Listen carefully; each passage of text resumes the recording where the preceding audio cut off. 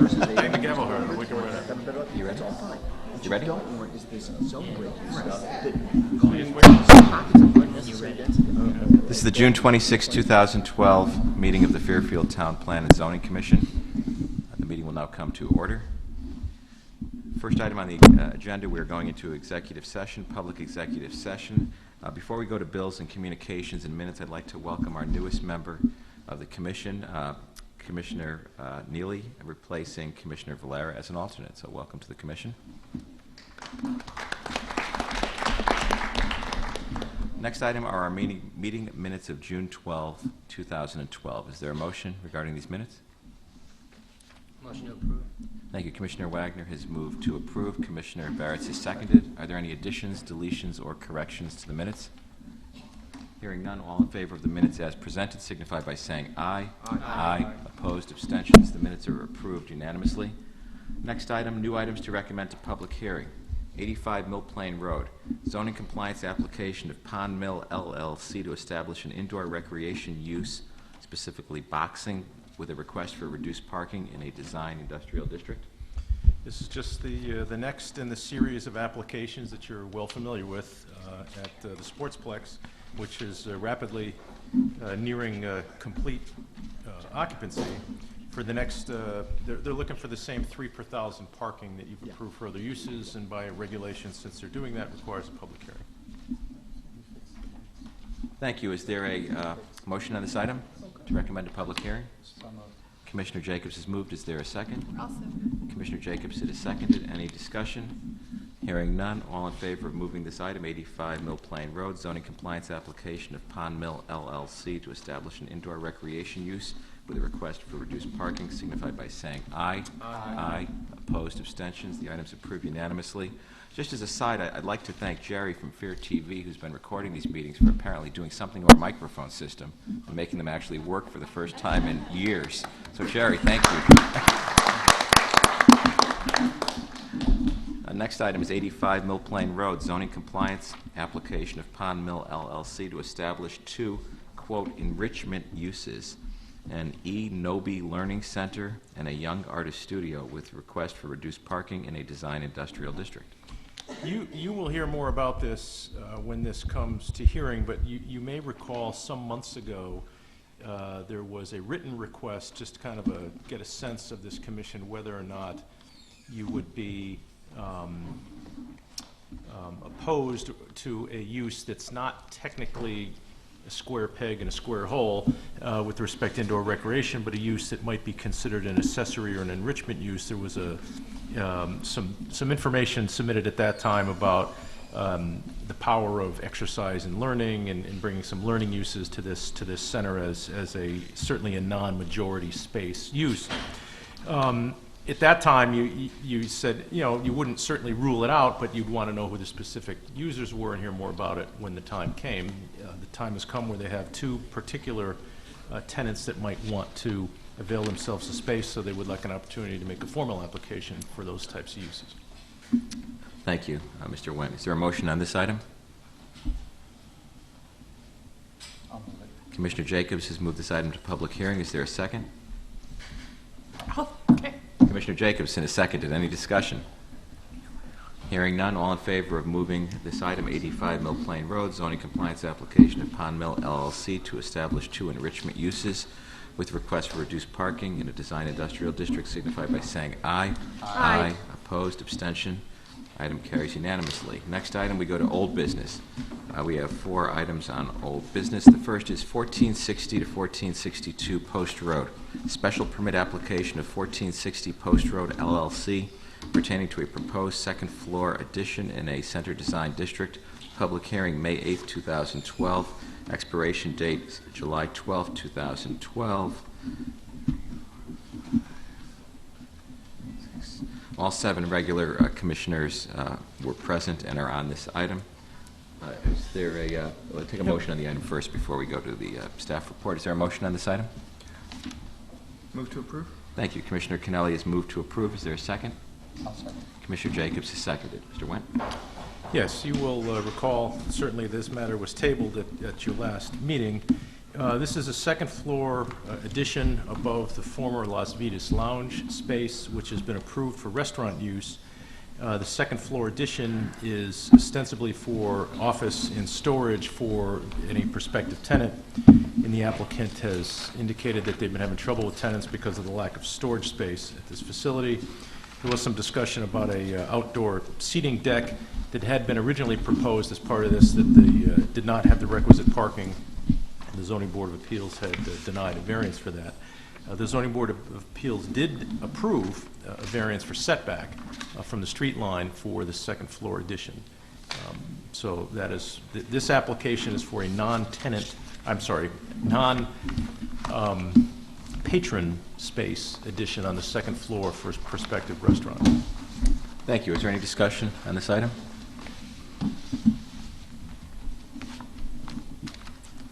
Okay, hearing none. Prepared to vote? All in favor of 1460, 1462 Post Road special permit application of 1460 Post Road LLC pertaining to a proposed second-floor addition in a center design district, signified by saying aye. Aye. Opposed? Abstentions? Items carries unanimously. Next item, 1550 North Benson Road, re-subdivision application of Sarah Camerata for 2 lots in an A zone. Public hearings were on May 22nd, 2012 and June 12, 2012. Expiration date August 16, 2012. Present were all of the regular commissioners, so they'll be sitting on this item. Is there a motion on this?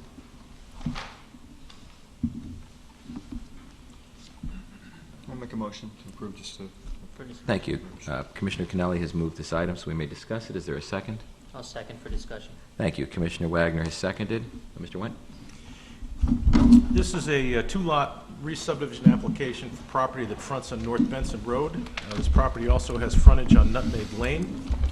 And this proposal looks to expand the width of the existing cul-de-sac at Nutmeg, eliminate the existing driveway on North Benson Road, and provide access for both lots onto Nutmeg Lane. There was a question came up at the hearing with respect to how many lots on a cul-de-sac might be presented here. The Nutmeg Lane right-of-way extends through to North Benson Road, so it's not, in my opinion anyway, by our definitions, a permanent dead end, but even if you were to consider it a permanent dead end, and counting both of the proposed lots, even though 1 lot fronts on North Benson, the total would be 8 lots served by that street. Thank you. The engineering department has reviewed the plan and site plan. In the drainage report, the site plan has been adjusted to accommodate the initial comments that were received by the engineering department. That's all I have at this point. And the other thing I would note for the record is during the presentation, the applicant consented to the following conditions should we decide to impose them. The first, that the applicant will not touch the existing stone wall on the property. Number 2, the applicant will not remove any mature trees along the property lines.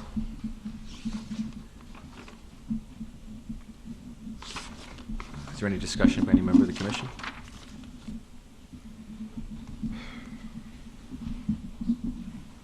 No, perhaps Mr. Keneally will amend his motion to include the conditions that you've just read.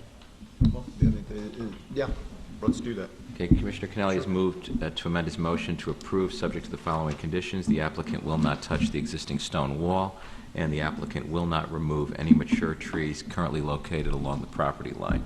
Does the second, which I believe was Mr. Wagner, consent to that amendment? Yes. Thank you. So now is there any discussion of this item as amended? Go ahead. Commissioner Jacobs will begin.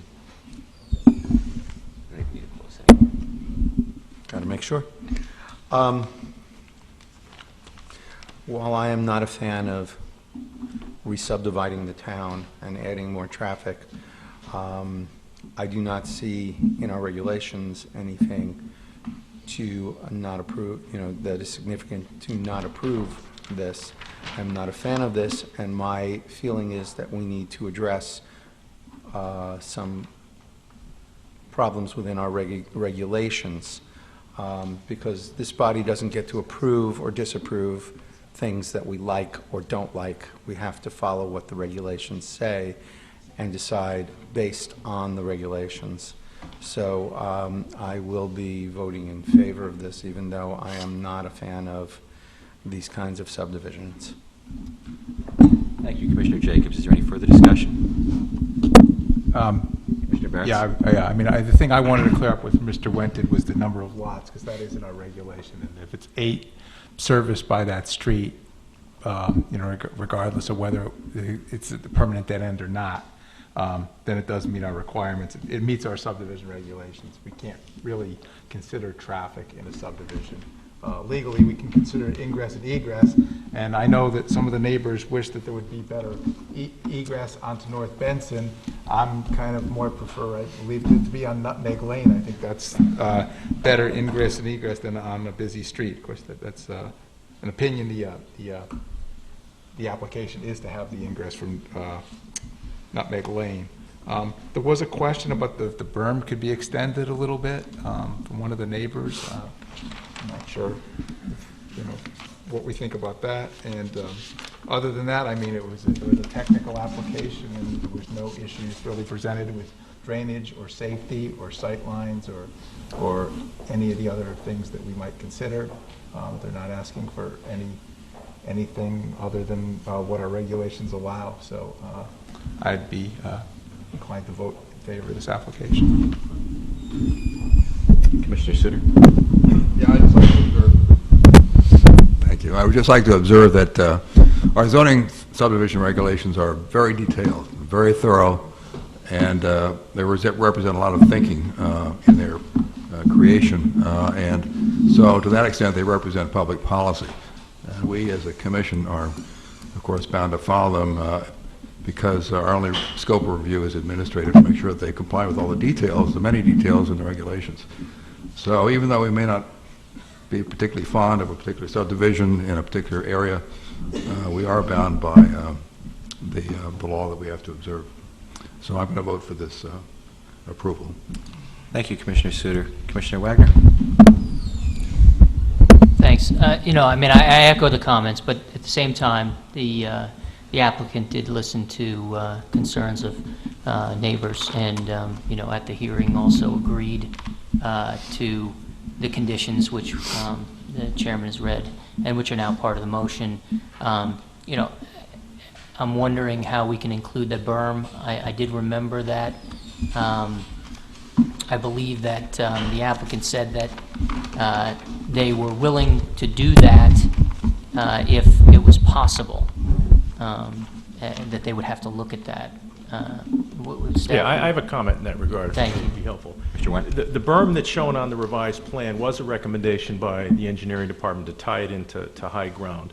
There is some cutting here that will lower the grade of this property relative to the adjacent property. I am confident that as construction proceeds, if field conditions warrant the extension of that berm, that recommendation will be made through the engineering department or our department, and I'm confident that we can implement that should field conditions indicate the need to do so. So is that a matter of administrative review, or is that a matter that we need to add as a condition to this? I don't know that you'd need to add it as a condition. It's shown on the plan. Okay. And so if field conditions, which is not completely uncommon, if field conditions change a little bit, through recommendations from engineering on a site inspection, that we can, revise the plan if need be. But they felt that it addressed the concerns as it's shown, but if those conditions change, I'm confident that we'll be able to implement that change. Or we can even make it as a condition if we're more comfortable that they comply with any field conditions, any conditions as further imposed by engineering with regard to the berm. Engineering or staff. Or staff. All right, so, Puts it on the record, makes it I just clear. don't want to be redundant, but if it makes the body more comfortable, then I accept that as an additional condition. I think it makes it clear, and it gives the staff Yeah, and so- unquestionable authority to impose that. So Commissioner Kennelly will add that as a third condition. Right. Compliance with any further conditions as required by engineering or staff regarding the berm on the property. And Commissioner Wagner, for the record, will you consent to that third amendment? I do. And, I also just want to make it, noted for the record that, I think we ought to express our appreciation for the applicant for, listening to the concerns of the neighbors and being willing to accommodate those concerns as he was able to do. Thank you. Is there any further discussion by any member of the commission? Hearing none, all in favor of this application as with the 3 conditions imposed, 1550 North Benson Road, re-subdivision of Sarah Camerata for 2 lots in an A zone, signify by saying aye. Aye. Aye. Opposed, abstentions. Item carries unanimously. The next 2 items are zoning regulation amendment, application of James and Brian Sekonchik, proposing a new section 7.0, regulations for Homelands Opportunity District, and to amend section 5.1, making reference to the proposed new section 7.0. Public hearing May 22nd, 2012, expiration date August 16, 2012. And 206 and 214 Homeland Street, zone change application of James and Brian Sekonchik to establish a Homelands Opportunity District on land presently zoned Residence A. Public hearing May 22nd, 2012, and June 12, 2012. Expiration date August 16, 2012. All 7 regular commissioners were on this matter. I'd suggest a motion to the effect that this commission consider and discuss both of those 2 items together and yet vote on the 2 items separately at the appropriate time. Oh, so moved. Yes? Will Commissioner Alessi and I be allowed to speak to this? No, not to speak on it, as all 7 regular commissioners were on the item. Thank you. Commissioner Wagner has moved that we consider the items together and vote on them separately. Is there a second on that motion? Commissioner Kennelly has seconded. Any discussion? All in favor of discussing them together, voting on them separately, signify by saying aye. Aye. Opposed, abstentions. We will consider both of them together. The first item, both items, zoning regulation amendment, and 206-214 Homeland Street zone change application. Is there a motion on these items so that we can discuss them together? I'll move. Thank you. Commissioner Jacobson has moved. Is there a second? You move to approve? I thought I was moving the. To approve. You have to move to approve. That was a move all to right. approve so we can I'll discuss. move to approve for purpose of discussion. Thank you. Is there a second? I will second. Commissioner Barretts has seconded. Mr. Wentz? Okay. The applicant is proposing a Homelands residential development consisting of division and site plan approval for retaining the existing house at 214 Homeland Street in a standalone market rate unit and site plan approval for development of 206 Homeland Street with a new dwelling that contains a primary market rate dwelling and an affordable apartment dwelling. The applicant's use of the word division is important since it reflects the intent of the applicant to use the affordable housing statute to divide the property into 2 parcels. Under 8-30G, the Commission must balance the need for affordable housing against the potential impact of proposed development, giving priority to affordable housing unless the public impact of such a proposal clearly outweighs the need for affordable housing. In your file, there was a letter from the Greater Bridgeport Regional Council that gave a negative recommendation by letter dated April 27th. In quoting from that letter, it was the consensus of the Commission to not support the proposed text amendments as they could have a negative regional impact. The Commission agreed that there were better alternatives to achieve affordable housing, such as in-law accessory apartments or other means that would not affect the neighborhood. Your standard, while you do have the affordable housing statute certainly to consider, the standard considerations of a regulation amendment and zone change are: does time, experience, and reasonable planning for contemporary or future conditions indicate the need for the proposed change? Has it been demonstrated that the proposed changes are warranted and would serve to protect the general health, welfare, and safety of the town? And would the proposed proposal permit a level of development that would increase undue traffic congestion? And just one further note is there was a protest petition that was submitted in at the first hearing. We did do a calculation on that. It does represent more than 20% of the area within 500 feet. So with respect to the zone change application, by statute would require a 2/3 vote. It doesn't impact the regulation amendment, but it wouldn't impact the proposed zone change application.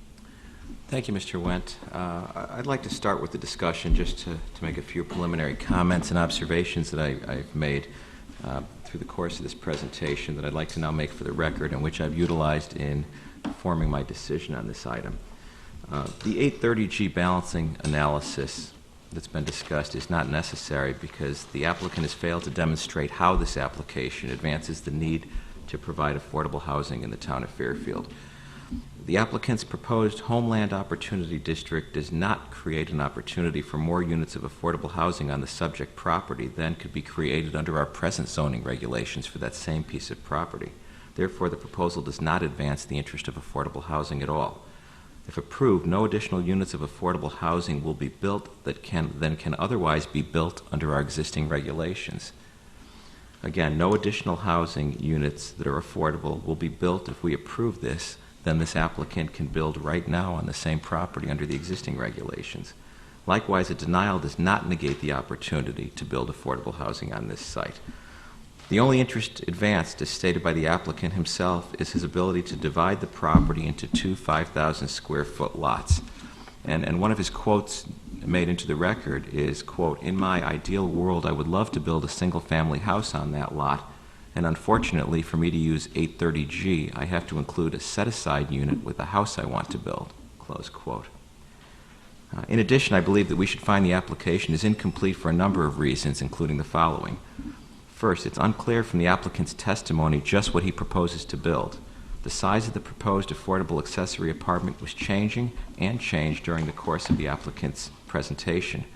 The required size of the unit is unclear from the proposed regulations, and it cannot be found or determined from either the plan or from the testimony presented that the proposed affordable unit is in any way comparable to the market rate units.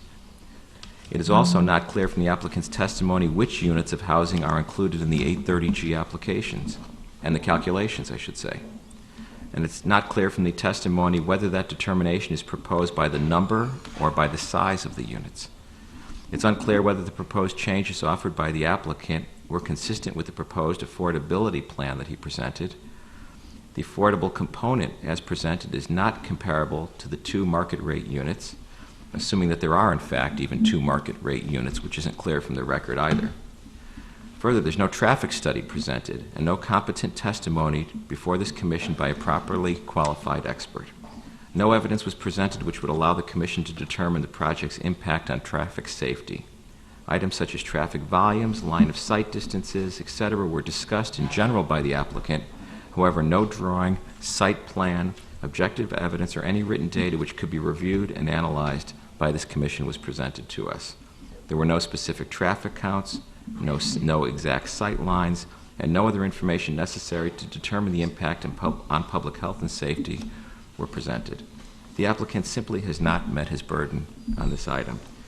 The commission has not been presented with adequate information, and in some aspects has been presented with absolutely no information to make a decision that is informed, proper, and in accordance with the laws of the state of Connecticut. As such, I believe this application should be denied. Is there any other member of the commission that wishes to comment? Commissioner Wagner? Thank you. I appreciate your diligence and recitation of all those issues, and I join in your comments, specifically with regard to the zoning regulations that he seeks to change. Mr. Wendt read into the record a study which he conducted for us, and he concluded that the regulations that were sought to be amended would have a much wider impact on the town than the applicant had presented in the public hearing. Mr. Wendt concluded that there were a total of 12,493 parcels in the town that have an area greater than or equal to 10,000 square feet, and in Zone A alone, there are 4,055 such parcels. It was Mr. Wendt's opinion that the impact of the proposed regulation, I'm quoting now, the potential division of more than 12,000 parcels into many more 5,000 square foot lots turns the clock back to the 1920s when such development caused the town to recognize that regulations were needed to be adopted to, quote, provide health, comfort, and the general welfare. his conclusion is that the proposal undermines that very purpose, and so the inverse of his conclusion, which he testified to at the public hearing, was that the result of passing the proposed regulation would have a negative impact on the public health, comfort, and general welfare. And so for all of your reasons, in addition to this, I also believe that this application should be denied. Thank you, Commissioner Wagner. Commissioner Barretts? Commissioner Suter, rather, and then Commissioner Jacobson in that I'll order. be brief, and I appreciate the chairman's reading that into the record. I would just like to go to 2 points. One, I believe the application is incomplete, as you stated, per our section 2.44. Certain things need to be presented. Usually when we get these zone changes, we see a site plan. This is just a new reg and a zone change. I'm not even sure in the record that we do have a site plan, that anything really showed us the driveway location, and certainly we did not receive a traffic report or anything describing the pros, roads, and conditions. We certainly need evidence before us to weigh, and I believe the applicant's burden is to present that evidence. I'm not saying that there's anything on the record that was presented by the public is going to absolutely say that it was unsafe, but certainly the application is incomplete. That's why we do not have the information that was his burden to present to us that we could weigh and then make our determination. Just incomplete. Secondly, I don't believe the application meets the 830G criteria in the sense that, one, the application is to rezone this property, to subdivide this property, as you say. I don't even know that they said they were subdividing it. It's just to create a regulation that allows 3 houses, 3 dwelling units on 1 acre, with one being an affordable. And I believe that the record shows that this is a single lot. I believe there's clear information in the record that shows this is a single lot. The proposed regulations of the applicant cover 3 dwellings, talks about there having to be 3 dwellings, and we cannot really disregard that. Yet the square footage of the dwellings initially in the application was not similar. There was no comparability in the units. We could be talking about something different if we were talking about a 3-unit building where the units were somewhat of the same size, but you have a 1,400 square foot house, a 1,700 square foot house, and 500. Later, he was amended by the applicant, and he chose to disregard that other house, which is actually leaning over to the second property that he wants to call a second lot, which we don't believe is a second lot. So I don't believe there's comparability of the units at all. I believe that is one criteria that should be met under the 830G. The idea of giving a bonus or being able to disregard the zoning regulations is dependent on 30% of the project being affordable, with at least 15% going to median income or something more. There's specific regulations. I don't believe it meets that criteria to have one 500-foot accessory apartment there. As the chairman said, on the existing house, they could put a 500-foot accessory apartment. Therefore, I don't believe it meets the criteria, so I don't need to go any farther than that and look at other criteria, although I do appreciate Mr. Wagner's comments and Mr. Wentz, which really goes to the planning aspects of this, the time, experience of regional planning for affordable housing do not warrant this zone change. Also, Greater Bridgeport Regional Council gave a negative recommendation on that from a planning perspective. They said there's better ways to achieve affordable housing, and they cited it could have a negative regional impact. I just don't believe the evidence warrants the zone change, and that's as far as I go. I don't have to go to traffic or safety issues because I don't believe the application meets the 830G criteria. Thank you, Commissioner Barretts. Commissioner Suter. I'd just like to talk a little bit about public policy considerations and also some legal considerations. First of all, under the statute, 8-30G, in section A6, it discusses or defines a set-aside development. It defines it in terms of multiple segments of what is obviously contemplated by the legislature. It's a fairly large development. At least 30% of the units have to be for people with 80% of the median income, and another 15% of the units have to be for people with 60% of the median income. This is proposed to be one zone for one affordable unit. And the legislature simply did not have that in mind. So this application is really contrary to public policy. Furthermore, we have made provision for such an apartment in our own town zoning ordinances on accessory apartments, and I just want to read the intent and purpose paragraph. The purpose of this regulation is to address the identified need of providing and preserving affordable and secure housing for all the population of the town, while preserving the appearance and character of the town's neighborhoods, by permitting as an accessory use the creation of a separate, self-contained living unit within, incidental, and subordinate to an existing single-family residence. The creation of such accessory apartments will promote the general welfare of the town without increasing the number of residential buildings by allowing all the population to continue to live in our town, either in their present homes or in the accessory apartments permitted hereunder. And in addition to the creation of this section of our zoning regulations, this commission, in about the last year or so, actually reduced the minimum size of an accessory apartment to make it easier for residents to create accessory apartments within their home. So there's absolutely no need for this regulation. Mr. Sekoncha could have created this department in the existing house. I forget whether it's 214 or 206. I think it's 214. And that would have served the purposes of providing living for somebody whose income is perhaps less than the norm in the area. And I should also like to note, we have received, I think, the largest volume of public comment on this application that I can remember. Hundreds of residents in town are deeply concerned about this neighborhood, the character of the neighborhood, the safety of their children, the future of the neighborhood, and they simply are almost unanimously opposed to this particular kind of development. And I think we as a zoning commission have to take that into consideration in addition to the other legal requirements. And finally, this is one single lot which was merged about 40 years ago, it appears from the record.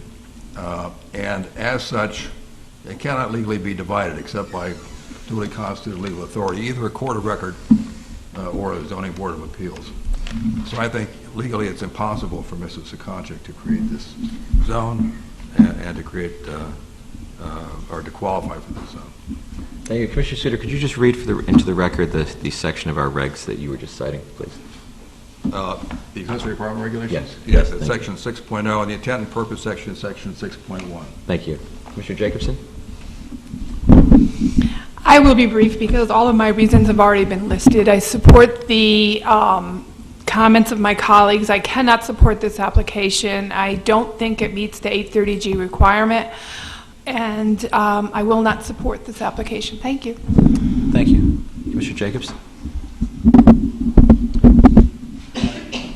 The neighborhood has really rallied against this. That shows in their petition. In all these years I've been on this board, this is the first time I believe that I have been here when a neighborhood qualified for the change of the vote to a supermajority. So I think that is significant. Thank you. Is there any further discussion by any member of the commission? Hearing none, we will vote on these items separately. The first item we'll be voting on is zoning regulation amendment, application of James and Brian Sekonchik, proposing a new section 7.0, regulations for Homelands Opportunity District, and to amend section 5.1, making reference to the proposed new section 7.0. All in favor signify by saying aye. Opposed? Nay? Nay. Abstentions? Item fails unanimously. Next item, 206 and 214 Homeland Street, zone change application of James and Brian Sekonchik to establish a Homelands Opportunity District on land presently zoned Residence A. All in favor signify by saying aye. Opposed? Nay? Nay. Abstentions? Item fails unanimously. Thank you. Next we're on to the compliances, and we have one compliance application this evening. And that is 3377 Post Road, application of Michael Schnella to establish a restaurant in a portion of an existing building in a designed commercial district. Mr. Wendt?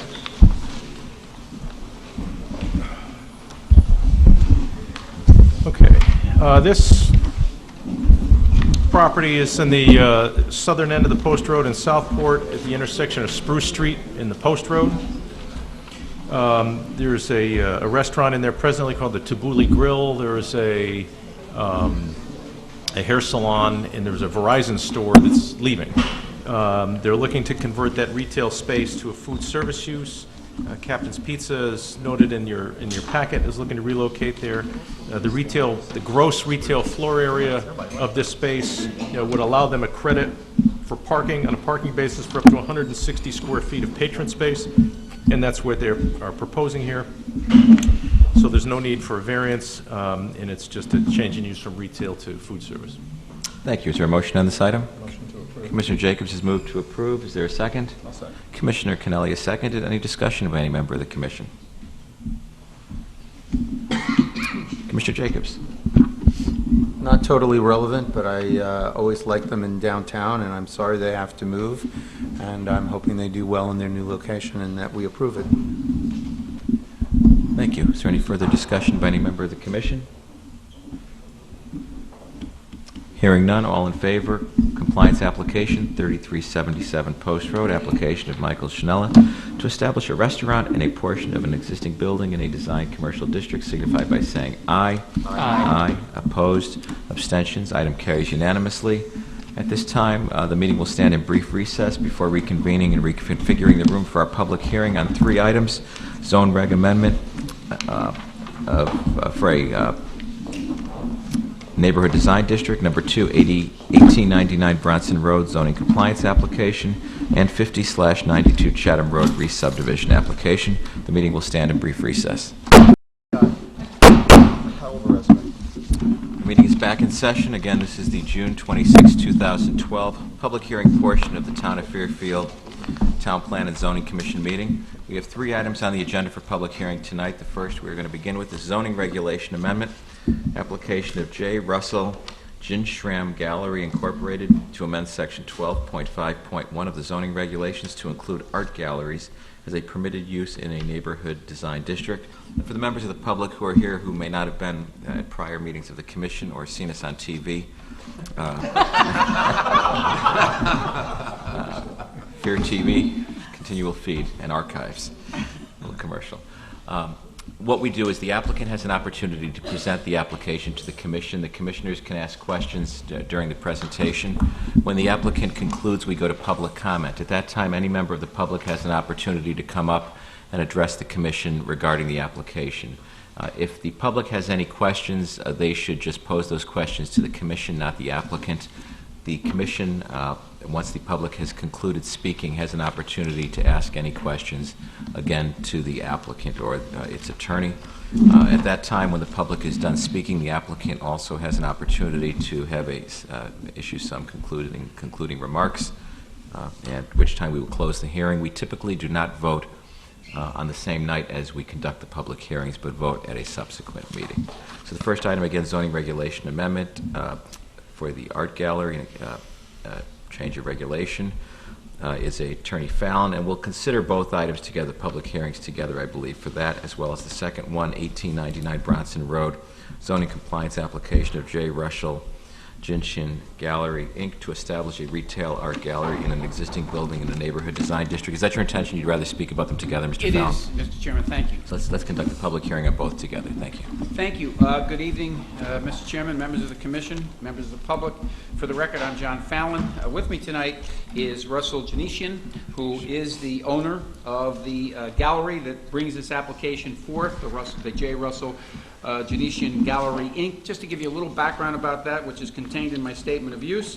This is a great gallery if you've ever been there. It's been located previously in Fairfield at the old Bonnie Electric Building on 1657 Post Road since 1997. So this is newcomer to Fairfield. But if you ever had a chance to go in there, it's really great. It is a very specialized gallery that specializes in original marine and sporting art, painting, sculpture, ship models, scrimshaw. You can spend a lot of time there and buy a very special gift for yourself or others.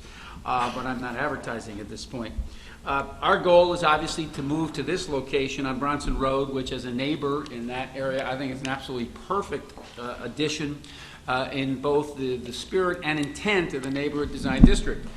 As you guys noted, and ladies, excuse me, at the last time this was considered by you as strictly a compliance, the language of Section 12.5.1 was somewhat indefinite in terms of whether or not an art gallery was a specific and permitted use in the zone. And understandably, because of the nature and purpose of the neighborhood design district, you want to be very precise and careful with regard to those uses, retail uses that are permitted under Section 12.5.1. And for that reason, as I heard the discussion, you turned it down. Hopefully I heard correctly that you were favorably disposed to the use as a concept in this neighborhood and in this zone, but you felt it was important to dot the i's and cross the t's with regard to permitted uses without being subjective about it in the zone. Therefore, we come to the amendment, and as you can see on my Schedule A that's attached to the amendment, I've added the words art galleries, so that it will now read in pertinent part, retail use is limited to antiques, art supplies, art galleries, books, clothing, drugs, etc. So the amendment, as proposed, will, we hope, deal constructively and appropriately with your concerns when you saw this back in April. Once, if you see good enough, as we hope you will, to grant this amendment to make art galleries a specifically permitted use in the neighborhood design district, we hope you will look favorably on our compliance application. As I point out in my material, it's a very low impact use. The gallery is going to be staffed by Mr. Vincentian and one part-time employee. It's open Tuesdays through Saturdays, 11 a.m. to 5 p.m., and of course by appointment. It also, in terms of its business, serves a great deal of its clients from all over the country by way of the internet and telephone. So although we welcome individuals who want to come in, browse, and hopefully buy, it is strongly oriented towards that kind of telephone and internet use, which means that it will be a very low impacting use for the site and for the property. It's an important property on Bronson Road. It kind of, along with the shopping center next door, helps anchors that very unique and important neighborhood design district. And as I said, without being redundant, I honestly can't think of a better use in terms of the spirit of the neighborhood design district than having Russell have an opportunity after almost 20 years or 15 years here in Fairfield to relocate to this very special location. So we'd be pleased to answer any questions you might have, and we hope you look favorably on both the zone amendment application and then ultimately our certificate of zoning compliance application.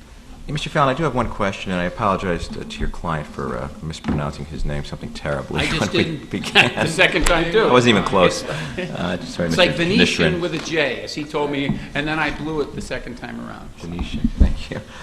Just because if we make this change, if this change is adopted, this may be a part of our books for decades here in Fairfield. And I just want to make something clear on the record and have a permanent record. Currently, 12.5.1 talks about, for example, pets and related supplies. You're not proposing the word art and related supplies, but rather art supplies, comma, the new word art galleries, comma, books. If you could just address and put on the record what you specifically mean by an art gallery.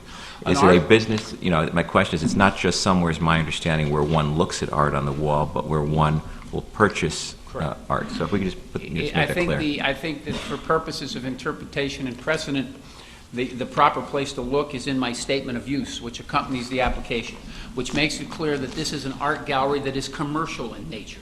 You could have an art gallery in a not-for-profit setting in a residential zone. Indeed, Fairfield University has a wonderful art gallery the last year or two in the Bellarmine Hall, but you can't come in there and buy art. This is in one of our commercial districts, and so that the adoption of the art galleries reference to section 12.5.1 would, of necessity, include the retail sale of art in those galleries. Thank you. Is there any question by any member of the commission? And again, alternates, Commissioner Neely, can ask questions at this time, if you wish. I have a question, I have a comment. Yes, Commissioner Suter. Yeah. I initially opposed this the last time it came up simply because the words art galleries was not in the regulation, and I think it's important to maintain the integrity of the uses in the neighborhood design district, which are intended to be local and really easily reached by people within fairly close proximity of that small commercial district, the neighborhood design district. We have a lot of neighborhood design districts in town, and it's important to protect, be sure that a use we approve for one, which could be used in all of them, is not a use that would be unwelcomed by the local neighborhood. So I'm all for this change. I love art galleries, and I think this should definitely be approved. Thank you. Any further questions of the applicant? Commissioner Parker. More on the way again of the statement, I assume that you'll be selling exhibition catalogs and monographs Yes. Thank you.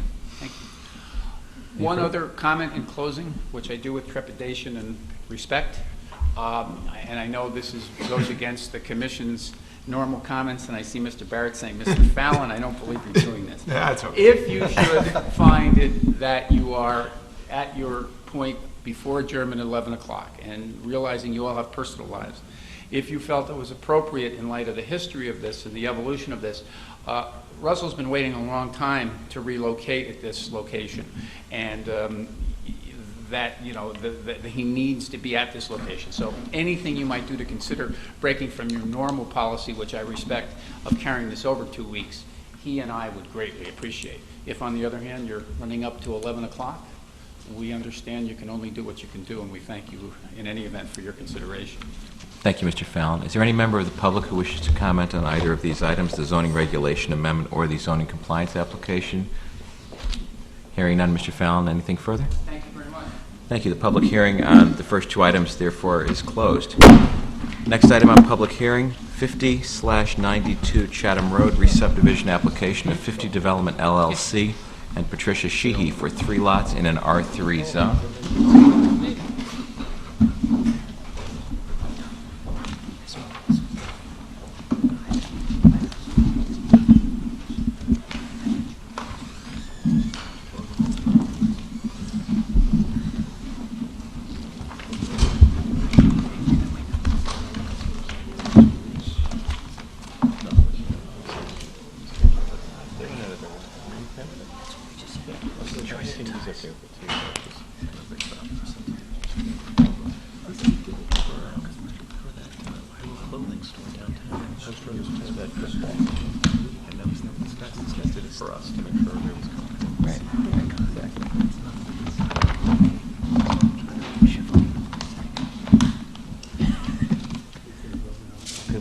Why don't you make a motion?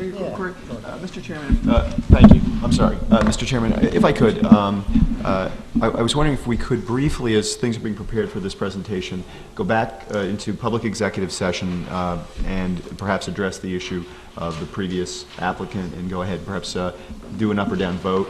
My reasoning for it is that the applicant went out of their way to address our concerns related to not so much their application as such. We welcome the concept of the art gallery, but all of us, I think, eventually realized that it would be the best thing for the town to have them come, make a public presentation, and have us amend 2 words in those neighborhood design business district regulations, and they did so.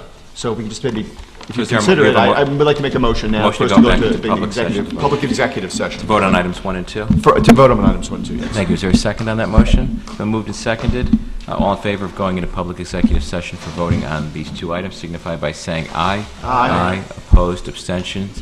Item carries unanimously. We're now back in public executive session. There are 2 items. It's probably faster just to vote on them individually. The first is zoning regulation amendment, application of J. Russell Genetian Gallery, Inc., to amend Section 12.5.1 of the zoning regulations to include, quote, art galleries, close quote, as a permitted use in a neighborhood design district. Is there a motion? A motion to approve, Mr. Chairman. Commissioner Canales moved to approve. Commissioner Barrett has moved to second. Any discussion? Yes. Commissioner Barrett. I'll briefly discuss it. I see Mr. Fallon's still in the room. The reason we don't normally do this, and he's right, the reason why we don't normally vote on the same night is because usually we're presented lengthy applications, people are handing us materials at us, there needs to be site visits. Here we're amending a regulation by 2 words that we pretty much wanted to approve last time, but we couldn't find the words there. So there's not a lot to discuss, there's not a lot to wait on, so that's why we break with tradition. It's not arbitrary that we wait, it's usually because there's a lot to deliberate. Here there's 2 words, so I'm comfortable with Mr. Canelli's motion. I would approve it, vote to approve it. Is there any further discussion by any member of the commission? No. Hearing none, all in favor, zoning regulation amendment, application of J. Russell Genetian Gallery, Inc., to amend Section 12.5.1 of the zoning regulations to include the words art galleries as a permitted use in a neighborhood design district signify by saying aye. Aye. Opposed, abstentions, carries unanimously. And the next item, 1899 Bronson Road, zoning compliance application of J. Russell Genetian Gallery, Inc. to establish a retail art gallery in an existing building in a neighborhood design district. Is there a motion? There's a motion, Mr. Chairman, to approve. Mr. Kennelly has moved to approve. Is there a second? Mr. Jacobs, any discussion? Well, now that we have regulations that allow it, so let's go ahead and do it. Any further discussion by any member of the commission? Hearing none, all in favor of application 1899 Bronson Road zoning compliance application of J. Russell Genetian Gallery, Inc. to establish a retail art gallery in an existing building in a neighborhood design district signify by saying aye. Aye. Opposed, abstentions. Item carries unanimously. Thank you, and we are now back to our public hearing. I don't think we need a motion. No.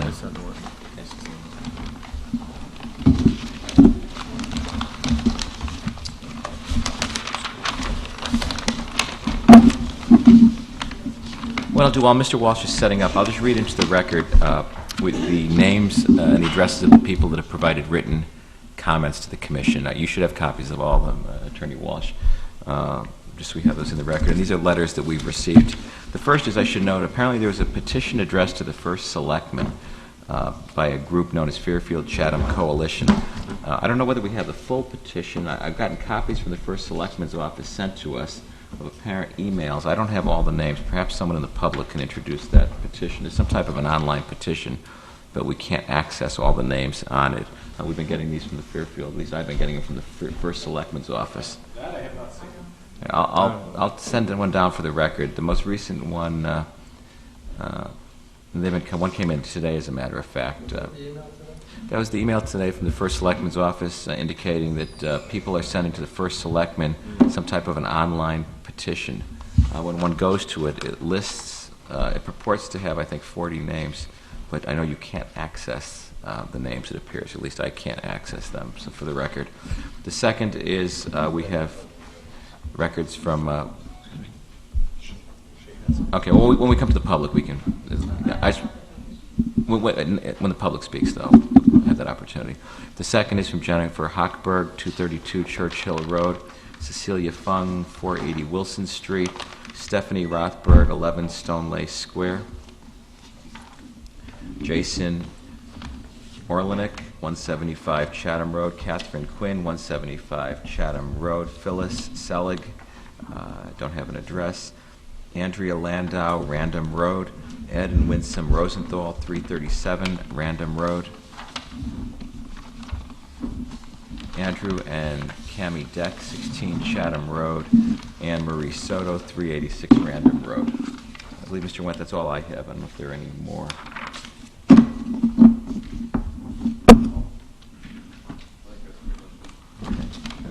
Mr. Chairman, I have none of those, Okay. We have, especially anything to do with this online survey, which to me suggests that people aren't signing it. I don't think it should be admissible before this commission.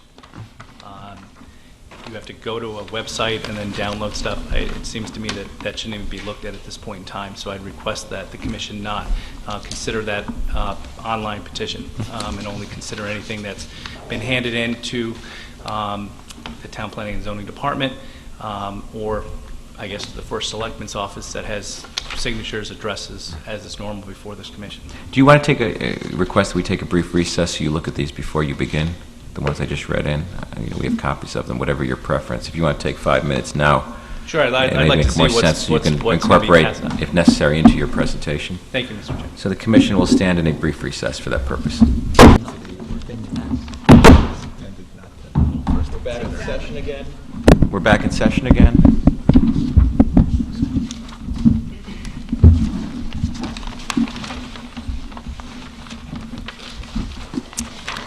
We're back in session. This begins, again, the public hearing portion of the meeting. 50/92 Chatham Road, re-subdivision application of 50 Development LLC and Patricia Sheehy for 3 lots in an R3 zone. We took a brief recess after reading into the record the correspondence that has been filed in this matter by various individuals. Mr. Walsh. Good evening, Mr. Chairman, members of the commission. My name is James F. Walsh. I'm a partner in a law firm of Miller, Garrell, and Walsh, located at 1700 Post Road here in Fairfield. I'm representing the applicant 50 Development LLC and Patricia Sheehy. With me here tonight is Arnold Karp and Jay Borkowski, owners of 50 Chatham Road and members of 50 Development LLC. Patricia Sheehy, the owner of 92 Chatham Road. Michael Galante from Frederick P. Clark Associates, and Michael Pichurla, an engineer with the Huntington Company. This is a simple application that takes a single piece of property that consists of 3 previously approved lots on an approved subdivision map that was approved by this commission in 1950 that were put together and acquired by a single owner over time, and seeks to re-subdivide it into 3 compliant lots along almost the same lot lines as previously approved. The property is in an R2 zone. The only difference is they are acquiring, pursuant to a contract that is contingent upon your approval, a small sliver of property from Mrs. Sheehy's property located at 92 Chatham Road in order to make the 3 proposed lots compliant. This application complies with all of your subdivision requirements and will not require any variances for any of the 3 proposed lots. As you well know, this commission sits in its administrative capacity. If my client's application complies with all of your requirements of your regulations, you must, pursuant to law, approve this application.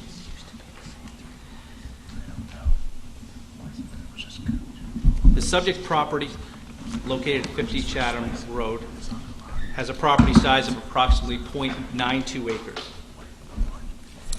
There's a single-family house that was built in 1955 that recently was destroyed because of extensive fire damage due to an arsonist, as many of you may have read about. Mr. Walsh, just if we can go back, I want to, just if you can clarify one thing. You said that this originally was 3 individual lots, and you're back on the original lot lines. I said the new proposed lot lines are close to it, but I can show you what the original, maybe it'd help to see the original subdivision. Yeah, there was, if you could, there was an original subdivision then of this property into 3 lots? Yes. And maybe at that you can address why is the sliver of land necessary from Sure. the machine? Sure. What I'm going to put up is a map that's been recorded in the town clerk's office as map number 1631. It's called map 3 for Thomas E. Peterson. It's dated December 15th, 1948, and there's notations at the very bottom.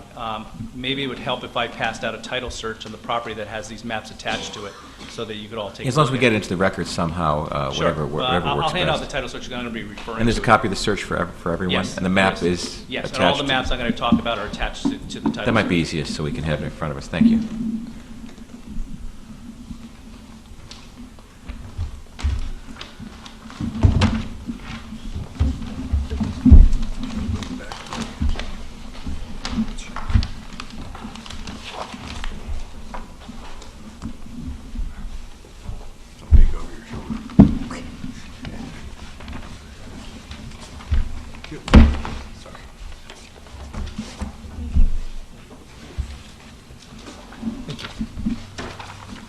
Thank you.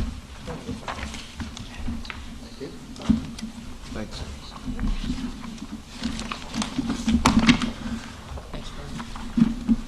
This is the map. Okay.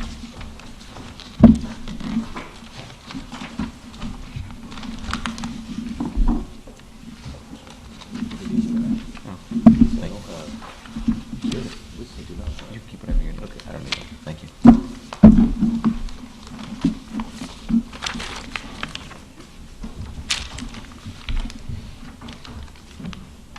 Map 1631 is at the end of, it's on an 8.5 by 14 piece of paper. It's towards the end. I think it's the second to last document. And there's a notation towards the bottom saying approved by the Town Planning and Zoning Commission, June 20th, 1950.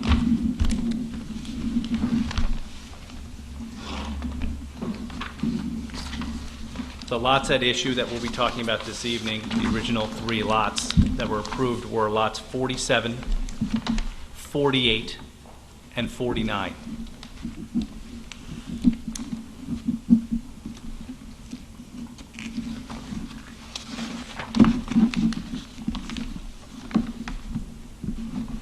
And Ms. Sheehy, is the lot designated on this map as which number? She is the lot located at lot number 46. So inclusive, it would be 46, 47, 48, and 49?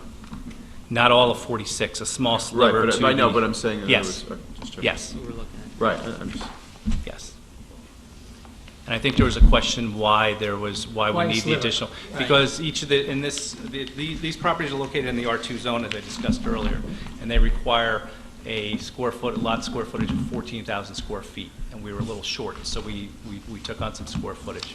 So to get the size of the homes, you needed an extra sliver. Yes, because we didn't want it to go for any variances whatsoever. And if this is approved, we must buy the property. That's the only contingency in the contract. And Mrs. Sheehy's lot will still be compliant with all the zoning regulations. Are lots 48 and 49 on the map 1631 the same as lots 1 and 2 of your proposed map, or have all the lines I believe changed? they're slightly off. Right. Through various purchases, this is one property for a long time.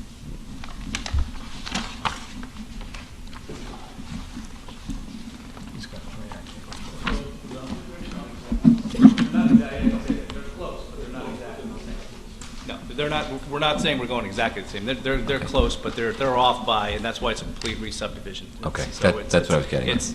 They're, one of the lot lines might be off 7 feet or so, but in general, they look almost the same. They're just different, slightly different. Thank you.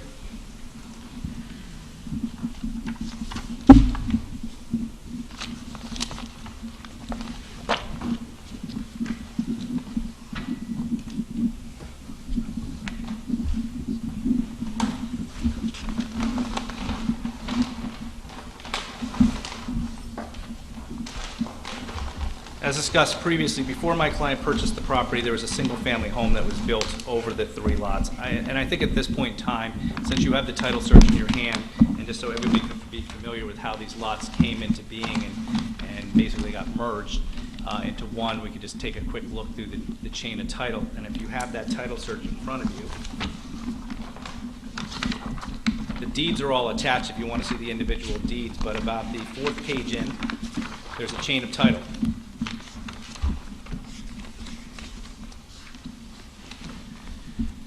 And if you start from the top, Carolyn S. Peterson sold by a warranty deed in 1952, March 17th of 1952, lots 48 and 49 off that map 1631, to Edward Stoll and Lee Stoll.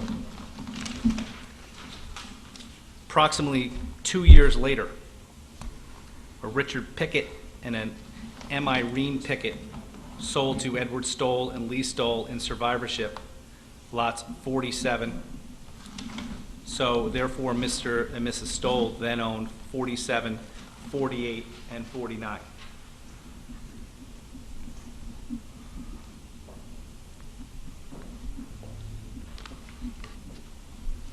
The lots are here, as everyone can probably see, contiguous.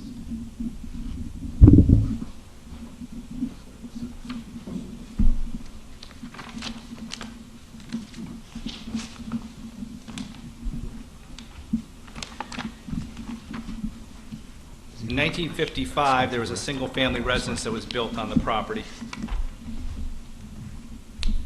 During future years, a garage was built, and a swimming pool was at one point put on the property.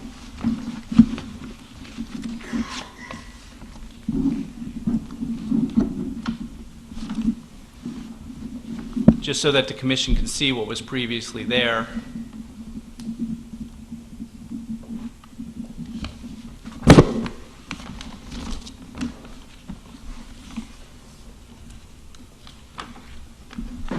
There's a survey showing the outlines of the previous residence, including the garage, which is actually on this furthest lot, and then the swimming pool, which crossed over.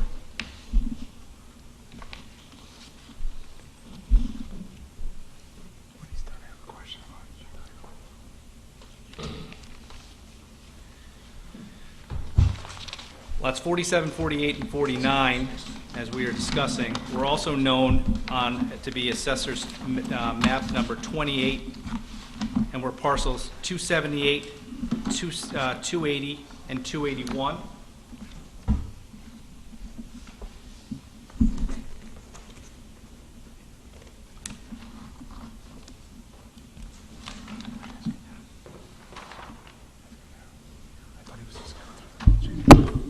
Here's a copy of the assessor's map, 279, 280, and 281. That's right. Commissioner Barrett has a question. What map is that? Map number? Map number 28. Map number 28, okay.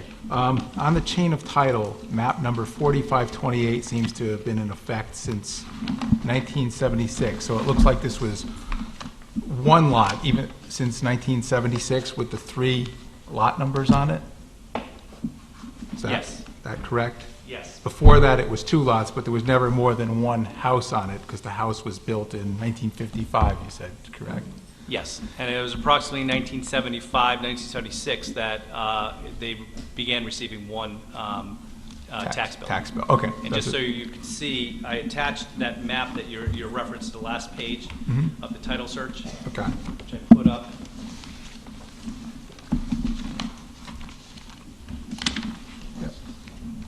It's 4528. Map 4528. And like, when the lots were all, they were getting 1 tax bill, it was 1 lot, 1 house, how big was the lot, without me going through, how big was the lot at that time, and what is the size of the property that's under contract purchase? In number of acres or square foot? 50 Chatham Road was .92 acres. Okay. Yep. So about .07 or .08 is the size of the contract purchase? Yes, actually, the size of the contract purchase, I believe, is additional 1,870 square feet, or .043 acres. .043. To get to the 42,009, I think, is the sum Yes. of the acreage there. Yes, to get to the total square footage of the combined lot of 42,009 square feet, Okay. which the proposed re-subdivision is to have 3 conforming lots, because we require 14,000 square foot per lot. Okay. And I think on the plans that you have before you, you can see the square footages of each of those lots. I do. My only, one concern there is it's 14,000 square foot plus or minus, and because the minimum is 14,000, like Lot 2 is 14,000 square foot plus, if it's off an inch, then it's non-compliant. So my question is, who's reviewed these maps to really ensure that the dimensions are accurate as depicted? Well, I think the Huntington Company, through a survey, did that, and Mr. Buturla is here if you have questions in regard to that. Okay.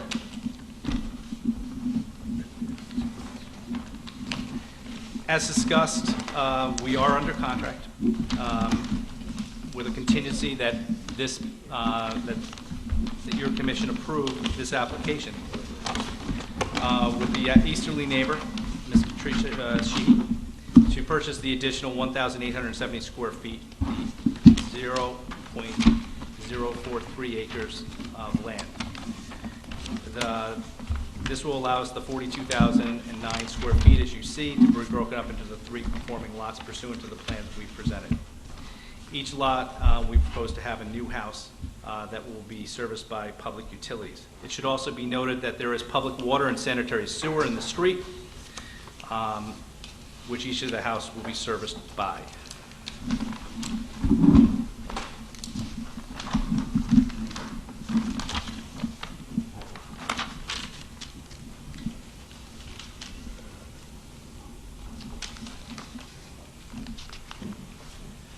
We plan to put 3 single-family homes on the property. We will not need any variances whatsoever for any of the lots. These lots are consistent with the other lots that are in the neighborhood, which are built on similar-sized lots pursuant to the subdivision plan that was previously submitted. At this point in time, I'm going to ask one of my clients, Mr. Karp, who is the developer, to come up and explain what proposal he is planning on. It should be kept in mind that Mr. Karp and his partner spent a lot of time on deciding what to do at this property. There were many ideas. This is not something that we put together overnight. It was well thought out. My client's main concern in regarding this property was, one, that all the lots be conforming. Two, that the character of the neighborhood be maintained, which we believe it is with 3 residential lots. And that he actually look at how he could best have the lowest density for some of the ideas that he had. There were other ideas that popped up on the table, others that he could have made more money at. I know one of the hot buttons at this commission has been affordable housing, and that was one of the options he explored, and he has done before at other properties. But that is not something that he wanted to pursue at this point in time. He wanted to maintain the character of this neighborhood. At this point, I'm going to ask that Mr. Karp come up.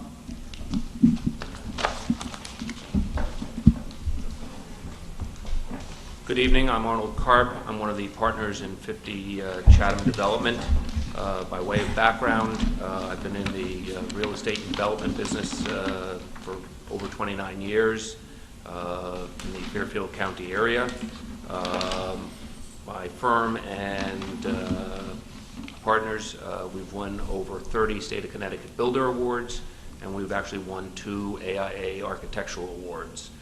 So we've got a pretty good track record behind us. We purchased a burnt-out shell of a over 6,000 square foot house back in the end of 2011. We come to you tonight to discuss the 3 what we feel are very well-designed houses of approximately 2,500 square feet. So we're certainly not maxing out what we can build there. We think we're building houses that are certainly keeping in within what the neighborhood looks like, and we actually have renderings of the 3, all which are different, but again sort of look like they're related houses, not unrelated. Again, using some architectural practices to sort of bring down the size and scope, but again, to make them look like they're interesting and just not cookie-cutter homes. The first house... I'm sorry, Mr. Karp, Commissioner Parker has a question. On the preliminary sketches, it's actually a gentleman by the name of Bob Shagman, who actually lives in Fairfield. So We need copies of these.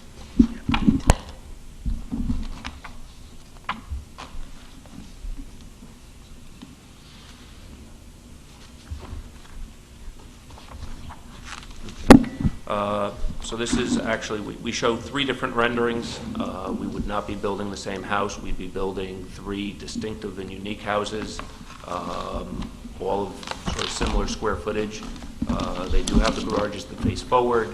There's ample room in the back to have some play area. And sort of as we've designed them, we've tried to incorporate some nice architectural details. There's a cupola on one, all of which we would consider building. The second one that Jim has, again, we'll sort of spread them all out after, sort of see that they nicely go together. And again, pardon the colors, we just wanted to give you some representation, sort of what the massing would look like, the houses. Again, nice details, nice entryways, certainly from the street side. And the third piece,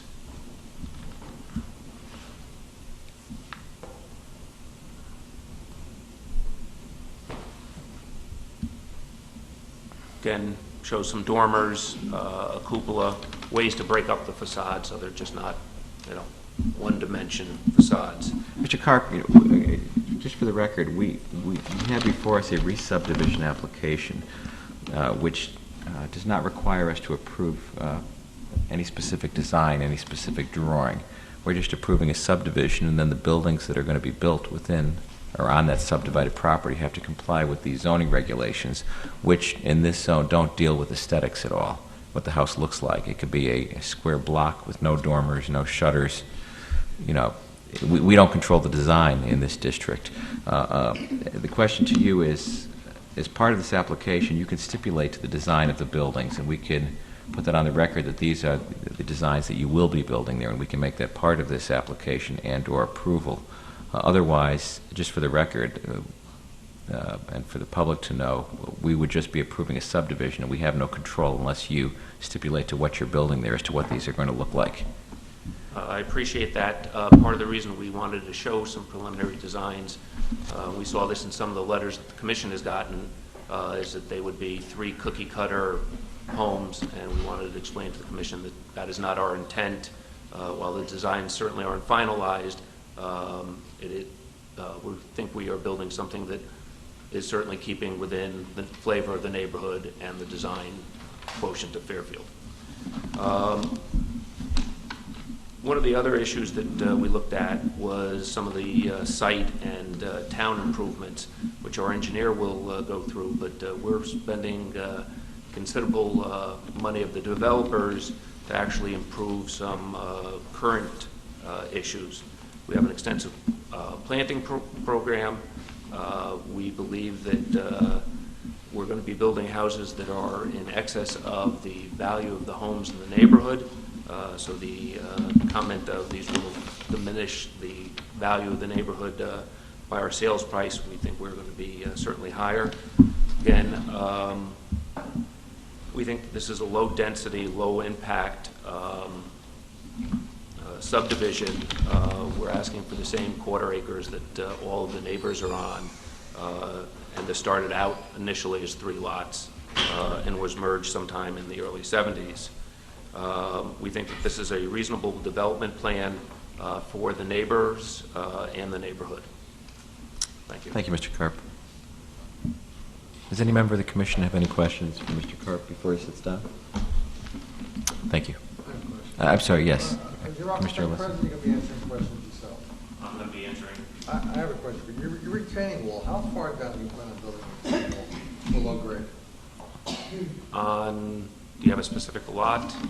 I think our engineer would probably be. Lot 1 on the left-hand. Where's the compass rose on this? Is there a compass coordinate on this one? Top left. Top left.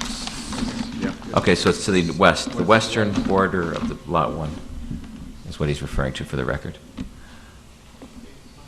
I guess I had a follow-up question that you can answer both of them. How low are you building it? And the other thing I don't see on the drawing is how tall it's going to be. I see a notation that a 48-inch high fence will have to be installed on top of a wall that's more than 4 feet in height, but it doesn't say how tall that wall will be above grade either.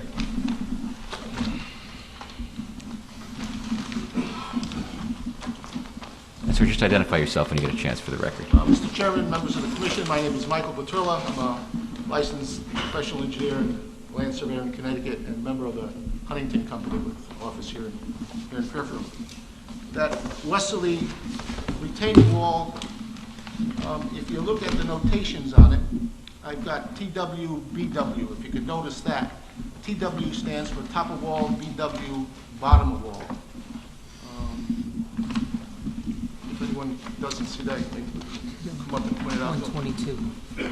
But the notes are flagged out to the left of the wall. It's TWBW, top of wall, bottom of wall. It Yeah, ranges. from 5, there's tallest is 6 feet, and the wall is 15 feet east of our westerly line. So we're not putting this retaining wall on the property line. As a matter of fact, the plan in front of you, I believe, says alternate plan. Alternate plan. We did some revisions once our plan was reviewed by the Fairfield Engineering Department. What we had proposed the first time was to develop right up against our westerly property line. We also proposed to run a smaller pipe up the shoulder of the road, of Chatham Road on our side, to service the proposed 3 houses. I also proposed yard drains or small catch basins to catch the water coming out of our driveways. The engineering comments that came back to me that made us, or to produce this alternate plan, were One was to move that wall off the property line. One was to extend the storm sewer more or less up the gutter with a minimum of a 15-inch pipe rather than an 8-inch pipe. There's a small length of pipe that goes from that basin on our westerly corner to an existing manhole. There's a small 8-inch pipe. We're going to replace that with a 15-inch pipe. So there's also another change engineering recommended, which we did. Rather than go with small catch basins at the street line of our proposed driveways, we're going to use trench drains. This way there'll be no chance of water running past a small catch basin. Trench drain is a long, narrow drain, catch the water. And what we propose also as far as stormwater management, most times, if not all times, the engineering department requires us to put stormwater recharge units that are perforated to recharge the groundwater. In our case, we're taking all the roof and driveway drainage and putting them into a detention system. The detention system consists of two 45-foot runs of 2-foot diameter plastic pipe. So the water from the house and the driveway for each lot will go into this system, which will be underground, and there'll be an outlet control structure that'll control the water and let it out at a slower rate into the proposed 15-inch pipe that will be installed by the developer in the gutter line of the road. I think Commissioner Alessi's question had to do with the depth of the wall, correct? Well, yeah, the depth of the wall you're showing is 2 feet below grade, correct? The depth of it, no, there'll be fill on the right side or the east side of the wall, okay? On the east side, but on the west side of the On the west side is the low side. Right. Just for instance, if you start down by the street, if there's the height of the wall is only a foot, okay? The low side on the west, on the left side, as you're looking at the plan, bottom of the wall is 123. I don't know if you see that. I understand that, but what you're showing is on the back of house one, you're showing 128, and you're showing the bottom of the wall at 126. That's right. The top of the wall is at 128. Top of the wall is 128. Bottom wall is 126. Correct. So the wall is 2 foot high there.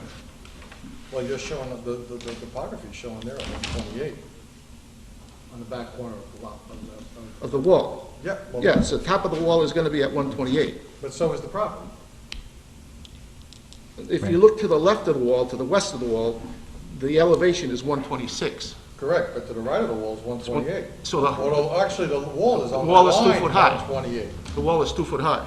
But the wall is on the line marked 128, am I wrong? Now, what I'm also, my concern about this wall is, you plan on putting it 2 feet below grade, but we have another No, it's not. It's 2 foot higher. 2 foot higher than the west side. underground. Underground, we've got to go 42 inches. No, I think what I'm seeing here is the top of your wall, is the way I read this map, the top of your wall is going to be flush with the grade closest to number 1. That's correct. And the bottom of your wall is at Will be at the elevation existing 126, grade. which Will is be at at- existing. But the question is, the wall is going to be visibly 2 feet high, am I correct at that That's correct. spot? Yes. Commissioner's question is, how far below grade does that wall My go? question is, you're looking to put that wall 2 feet below grade, correct? Well, if we can get 42 inches, we'll put it 42 inches, the bottom of the footing below grade. Because, Or if we hit ledge, it'll be less than 42. but we have another runoff of another 10 feet heading west to the property next door. Yes. I don't understand. What I'm trying to say is, the wall is 6 feet, the bottom of the wall is 6 feet higher than the property next door. The bottom of the wall will be at, I mean, there's a good case of undermining here for this wall, with a Except- 6-foot drop off. yeah, except at the toe of the wall. At the toe of the wall, wherever we put this, the footing for the wall, there'll be an under drain. There'll be a 6-inch diameter pipe with stone to grade. So the water that comes down towards the wall would be picked up by this drain On the east or west side?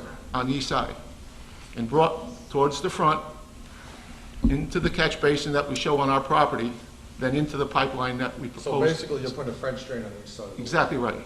On the east side, yes. To And you protect. don't see any runoff or anything heading westerly on the side of this French Drain? With a 6-inch pipe and 2 feet of stone down there, undermining the wall, No. right against the wall? Because my guess, we're required to go minimum of 42 inches. My guess by probing out in the field is the bottom of that wall will be at ledge. We'll probably pin the footing of that retaining wall into the ledge. How? Oh, Steel rebar So, drilled yeah. into the stone, So you're and gonna put tiebacks into the stone? there's a number of ways we can do it, but it'll be... That's not shown on the plan. The tie, what you're Well, basically because- showing is a, Well, the field conditions will merit.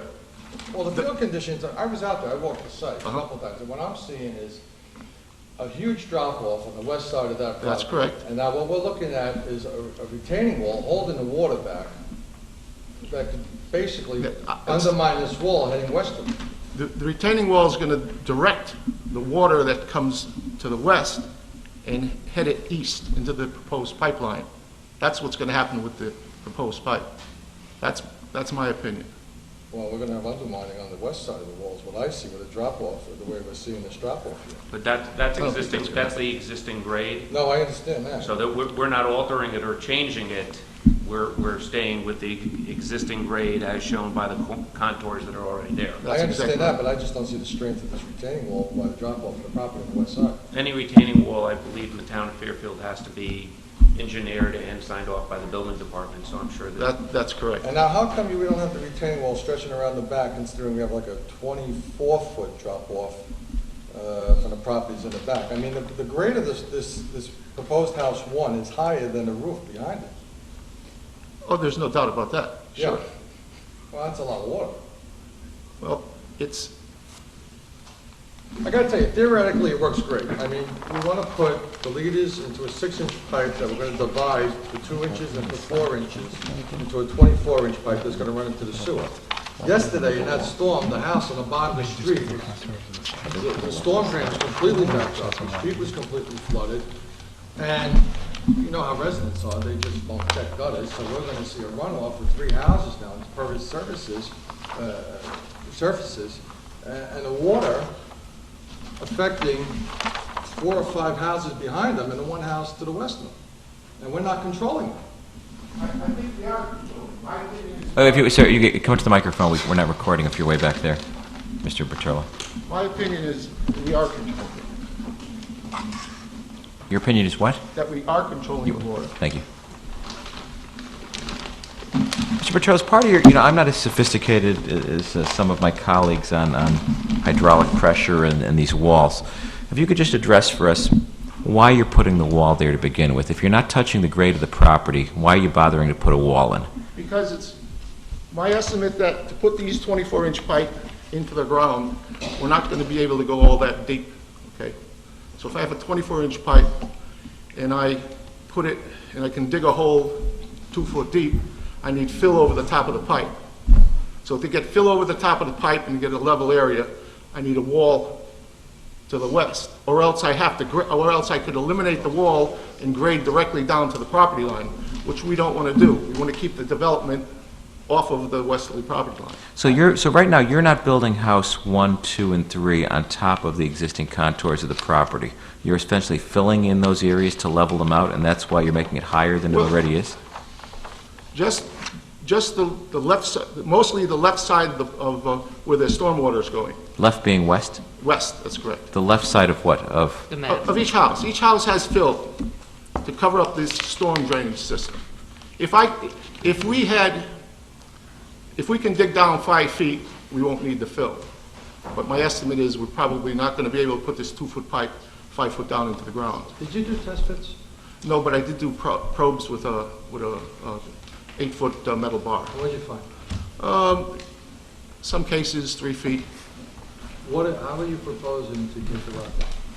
I beg your pardon? How are you proposing to take? For the house, Yeah. if we encounter ledge at the house sites, just like any other house site, there have to be blasting and a permit taking out from the, I guess it's the fire We marshal. got houses 24 feet below this grade, and you want to propose blasting or hammering out the rock, which I know from my professional experience is going to cause cracks in the veins of the rock down below, which is going to cause more problems with drainage and water going down below. Prior to any blasting, and again, I don't want to quote your fire marshal, there's a survey that has to be taken before the permit will be issued. Well, even if we're not blasting, let's say we're using hammers and rock hammers and breakers, we're still going to have stress cracks in the rock due to that. Again, that's a permit handled by the fire marshal. What happened in the late 60s and the 70s, when the sewer came up the road, they had to go through the ledge to put the sewer in also. But do you agree that if we are going to break the rock 8 to 10 feet below grade, that we're going to see fractures in the stone? I can tell you that by today's blasting standards, if you put a seismic reader within 10 feet of where you're blasting, that will register basically no change. I'm not talking about that. I'm actually talking about when you blast and you set the charges down there and the caps and everything else, you're still causing stress cracks in the stone around, in the rock around, in the ledge around. I'm not a geologist, but having blasted probably 25 sites in the last 10 years of my life, it's done in a manner, this is, you know, they put mats on it, and this isn't rock that goes up, it's basically a little charge with a thud. No, I blast for a living, I know. Okay. And what I'm saying, I'm not worried about what's coming up. I'm worried about what's going down. And what's going down with people behind that are 24 feet below you, that's where I see the problem. Not what's coming up in the air and breaking windows and everything else. I know they're going to put steel mats on if they do that. Even if they're breaking the rock, and I don't know what your setbacks is, but we're still going to see diversion of water underneath the ground due to the breakage in the rock, and it's going to affect the people behind them and to the west of them. Have you done an analysis of the hydrogeology of the area? You know, I think what Commissioner Lessy's talking about, I understand now. He's talking about the blasting affecting the cracks in the rock, which will affect the groundwater flow, I believe. And have you analyzed the current hydrogeology, where the water goes, and what will happen if you blast for foundations? Did we do that? No, we didn't put a geologist on We have also done test pits, not through the Huntington company, but when we demoed the house, actually, Jay, my partner, can attest to sort of where they are, how deep we got, and they vary. There is fill on top of the rock, and there are some places the rock is within 2 feet of grade. On the other hand, just like any project, if you need to break rock or blast rock, you know, the guys who do it are all licensed and state controlled. They're very exacting in it, and it's not like fractures 2 blocks away happen. That's part of the technique of blasting. Commissioner Barretts? Yeah, with respect to the ledge, I mean, do you have any idea, I mean, you've done some testing, how much ledge there's there? When you see on the plans here, there's the face of the ledge, but where it is and how much blasting, you're talking about doing blasting, do you have any idea or guess about how much blasting would be required to develop these 3 no, lots? but where I have the basements listed on the map, for instance, if we start at house number 3, it's not very deep. Number 2 is not very deep, and 1 is the deepest. I've got, let's see, 127, about 6 feet or so for lot 1, and that's the deepest. That's the deepest till you hit ledge, is that what you're saying? Well, that's the deepest we have to go down. So if there's ledge at a foot, or if there's ledge at 5 feet, but that's as deep as I show the basement floor goes. The basement floor, right. So the other 2 homes are not, the basement is not planned to be as deep because you expect there to be more ledge? Yes. If I may address the commission, my name is Jay Borkowski. Yeah, I mean, you could. I wasn't done with my questions for Mr. Berturla yet, but that's okay. I'm sorry. I just Chairman, thought maybe I could address some of your concerns because I was the one who did the demolition and I'm very familiar with the site. I've done the test pits. Okay. However you want to present it, just give us your name, sir. Jay Borkowski. Thank you, Mr. Borkowski. I'm one of the partners. As to the type of the rock, it's very shaly. We ripped it up. When we demoed the house, we were peeling it up. We don't want to blast. We don't want to do things to disrupt the neighborhood and the water flow. We did do test pits. In the center lot, I got down 6.5 feet. In the lot number 3, it's based right directly over the swimming pool. I'm down at least 6 feet there. Well, lot 2, you got down to 6.5 feet, but that's where the existing house is, isn't it? Correct, was. You got 6.5 feet below the existing, actually, we strike that. Is there a foundation on the house was there a foundation on the house that was burned? Yes, there was. And it was 4 feet below grade. And you got 6.5 feet below And that? from the top of the existing foundation of the existing house, I got another 2.5 feet down. And as I said to the commission, the rock was shaly, we were just ripping.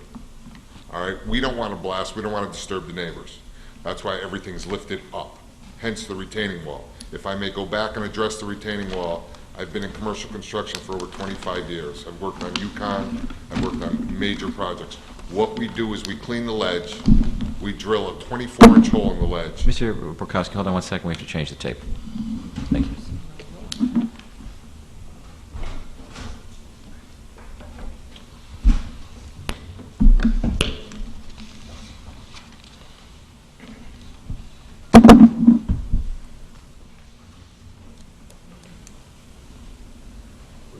Thank you, Mr. Borkowski. Getting back to the retaining wall and how we were going to secure it, obviously you want to go below frost, 42 inches in New England. If we can't, we hit rock. What we do is we clean the ledge, we wash the ledge, we vacuum the ledge. We drill the ledge with at least 24 inches, or a certified engineer, which I am not, will tell us, but routine is 18 to 24. We put a number 5 rebar in it and we epoxy it. Bring it up, bend it into the footings. The rock wall, the retaining wall footing will be pinned. It will not undermine, it will not push, it becomes part of the rock. The reason we moved it up, once, is for grade, and 2, we don't want to infringe on our neighbor. We did have a meeting with the neighbors, and on this plan, I feel I've addressed a lot of their concerns, as we will find as we go forward. Yes, what the gentleman brought up is absolutely true. You do worry about breaking fissures in the rocks, 110%. But on this plan, which I've worked with the Huntington Group, we have addressed this. We've looked for this. We're not haphazard developers coming in trying to blow the place to smithereens, and whatever happens when we leave, we leave. Nobody's saying you're gonna do that, but if you've been doing, nobody's saying you're gonna do that. No, I didn't say that, If you've been doing sir. this for 25 years, you know underground, after breaking, I- the water gets diverted. And sir, that's why I said you had a very good point. Right. I said you had a very good point. I just want to address it. Okay. It's what I do. Thank you very much. Mr. Borkowski, while you're here, maybe you can answer another one of Commissioner Alessi's question. He questioned why the retaining wall, I believe, was only on the western portion of lot number 1 and not around the southerly portion of lots 1, 2, and/or 3. The way this, what we're doing is basically putting the retaining wall that you see, this land slopes off. We don't want to disturb it. We don't want to create problems where there are no problems. We're putting this here, trying to hold the houses up. One, we're trying to hold the houses up, which is a great expense, so we don't have to blast, so we don't have to rock hammer. Am I saying there won't be any rock hammering? Absolutely not. I can't sit here and say that. But we do not want to blast. So we put the wall there to get the fill, to bury the system, the water retention system, which we also spoke to the neighbors, and they said the end of the road turns into an ice skating rink. So we have addressed that. Pervious runoff, we've tried to pick up everything we possibly can, which the engineer could talk on. So the only reason we didn't wrap that around is it slopes, it's been pre-existing for years before we got here, and why disturb it? The less disturbance we do, the less impact we have on the area. How do we handle the overflowing of the sewers, the drainage down at the bottom of the street? You were dumping 3 more houses now into underground. Correct. Which is overflowing now at the bottom of the street. Do you want to address that, or do you want me to address it? What we're doing with the houses and the driveways, putting them into our proposed underground retention system, which is just a solid pipe that'll hold the water and let it out at a controlled rate, at a slow rate. The pre and the post, the pre-runoff rates are larger than the post-runoff rates, or at least being the same or less from before and after.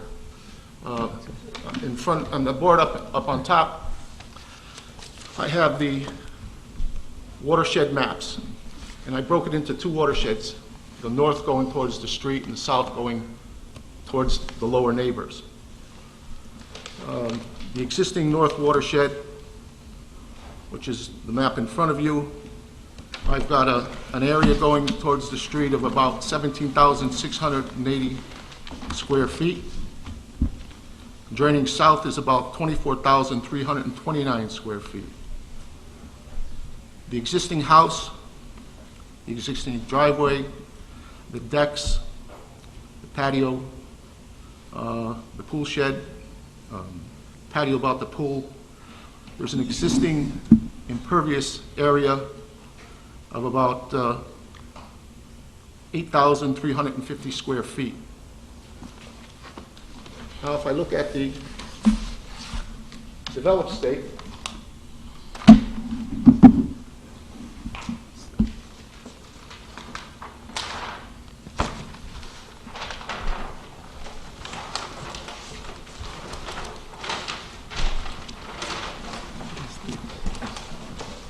again, all my impervious areas will be going into a storm drainage retention system. My proposed watershed to the north is 18,240. It's slightly greater than what was the pre-development stage. The proposed southerly watershed is about 23,769 square feet. It's a bit smaller than the 24,329 that existed. And again, all of our impervious areas are being put into a stormwater system that will hold the water. It won't disperse the water at a slow rate into the ground. It will hold the water in these 2-foot diameter pipes, let them out at a slow rate into the proposed pipeline. You actually have 3 of these systems, is that correct? Which you've labeled SWR, or am I? Yes, one for each house. There's 90-foot total of pipe, of 2-foot pipe for each house. Covers the house and the driveway. The computations were reviewed by the engineering department, Town of Fairfield, and I think it was Laura Pooley made a statement that she agrees that there'll be no increase in stormwater runoff. Yeah, Mr. Petrola, Commissioner Barrett has a question. Yeah, so on each property has these things labeled SWR, which are the stormwater retention. But in this case, they're not recharging the water. What the engineering department usually requires us to do is to put a system with perforations, okay? Sort of like a septic system where the water goes in and disperses into the ground. Because of the possibility, and it exists, it's not a possibility, of the amount of ledge, we're not letting that water out. We're keeping it into this pipe. And I reviewed this with, again, Laura Pooley from engineering department. So we're using a solid pipe to hold the water and to release it at a slow rate. Question, wait, Into the storm. I'm sorry, I didn't finish my question. Mr. Shirley, could you build a house on top of the stormwater retention system? I wouldn't, and we don't intend to. Could you? Would have to blast for a ledge. So it really would prevent construction where the stormwater retention, the houses would have to be built somewhere other than on That's top correct. of the stormwater That's retention correct. system. And in every case, naturally, I put it on the lower side of the house so I can feed gravity from not only the leaders from the house, but from those, the drains that are going to collect the water before they go out into the street. Right, so proper, a good design would require this be set away from the house some. Right, because in the case if they were perforated, you wouldn't want it next to the house. You wouldn't want to feed a system and have it bleed out and go back into the basement. Back into the basement, right. You need it a little away from the house. Exactly right, and in this case, there are no perforations, it's simply a solid system. But you wouldn't want it under the house either. No, in no case. In no case would you want it under the house. Thank you, that's my last question. Commissioner Alessi? Yeah, my original question was, down on the corner of Chatham and Random. Yes. There's a storming system. Yep. All right, that is backing up now. Now we want to put 1, 2, 3 houses and a retaining wall system directing into that bottom of the street as well that is experiencing flooding now. Correct? I assume it does, yes. Yeah. Okay. What my testimony is, we're not increasing the runoff into the system, and it was reviewed by the engineering department, and they agree. Are we making What was that? Are we making that situation worse? My answer is no. And I think the engineering department's answer was no too, simply because she gave us a letter, you know, of more or less approval. But there was one house there before, correct? That's correct. And was it feeding into the sewer system? I think it was just spilling onto the street. There was Okay. there was a pipe that just spilled water into the street. But now we want to collect 3 houses, all the water. That's on 3 right, houses, and let them out and control the outlet. Before, when the water ran down, it just shot the water out of the pipe. Now we're putting it into a system with a controlled outlet. So to answer your question, are we going to make the situation at the bottom of the hill better? Maybe not. Are we going to make it worse? No. I think we'll make it a little better, but to say flat out it's going to be better, No, the only reason I say that is because in the storm that we just had, I saw it overflow. that's exactly right. And I saw the woman's driveway, the people's driveway on the bottom of the street starting to puddle as well. So, Commissioner Wagner? thanks. So when you say it's metered out, it's going from an 8-inch to a 4-inch to a 2-inch? All the water that's coming down from the house and the driveway, some Yeah. impervious areas, are going to go into this system. Right. The outlet of the system is only a 2-inch pipe. It's a small pipe. Once the water reaches the top of the 2-foot pipe, there's an additional pipe that'll go into it. So up into even the 100-year storm, it's going to stay. It won't go into the top pipe. It'll always go out that 2-inch pipe, which is a small pipe, I understand. In the structure itself, it's just a simple manhole. There'll be a sump on the manhole, and I've got to detail that. There'll be at least a 12-inch sump where any fines from the driveway will collect. And just like anything, most anything we have, there'll be some maintenance by the homeowner that'll be required. Same thing if you had a pump down your basement. If you had a pump down your basement, and you never took care of it, and then the big rain came, there's a chance it's not going to work. Mr. Paterlo, this is a powered sump pump of some type? No, there's no pump at all.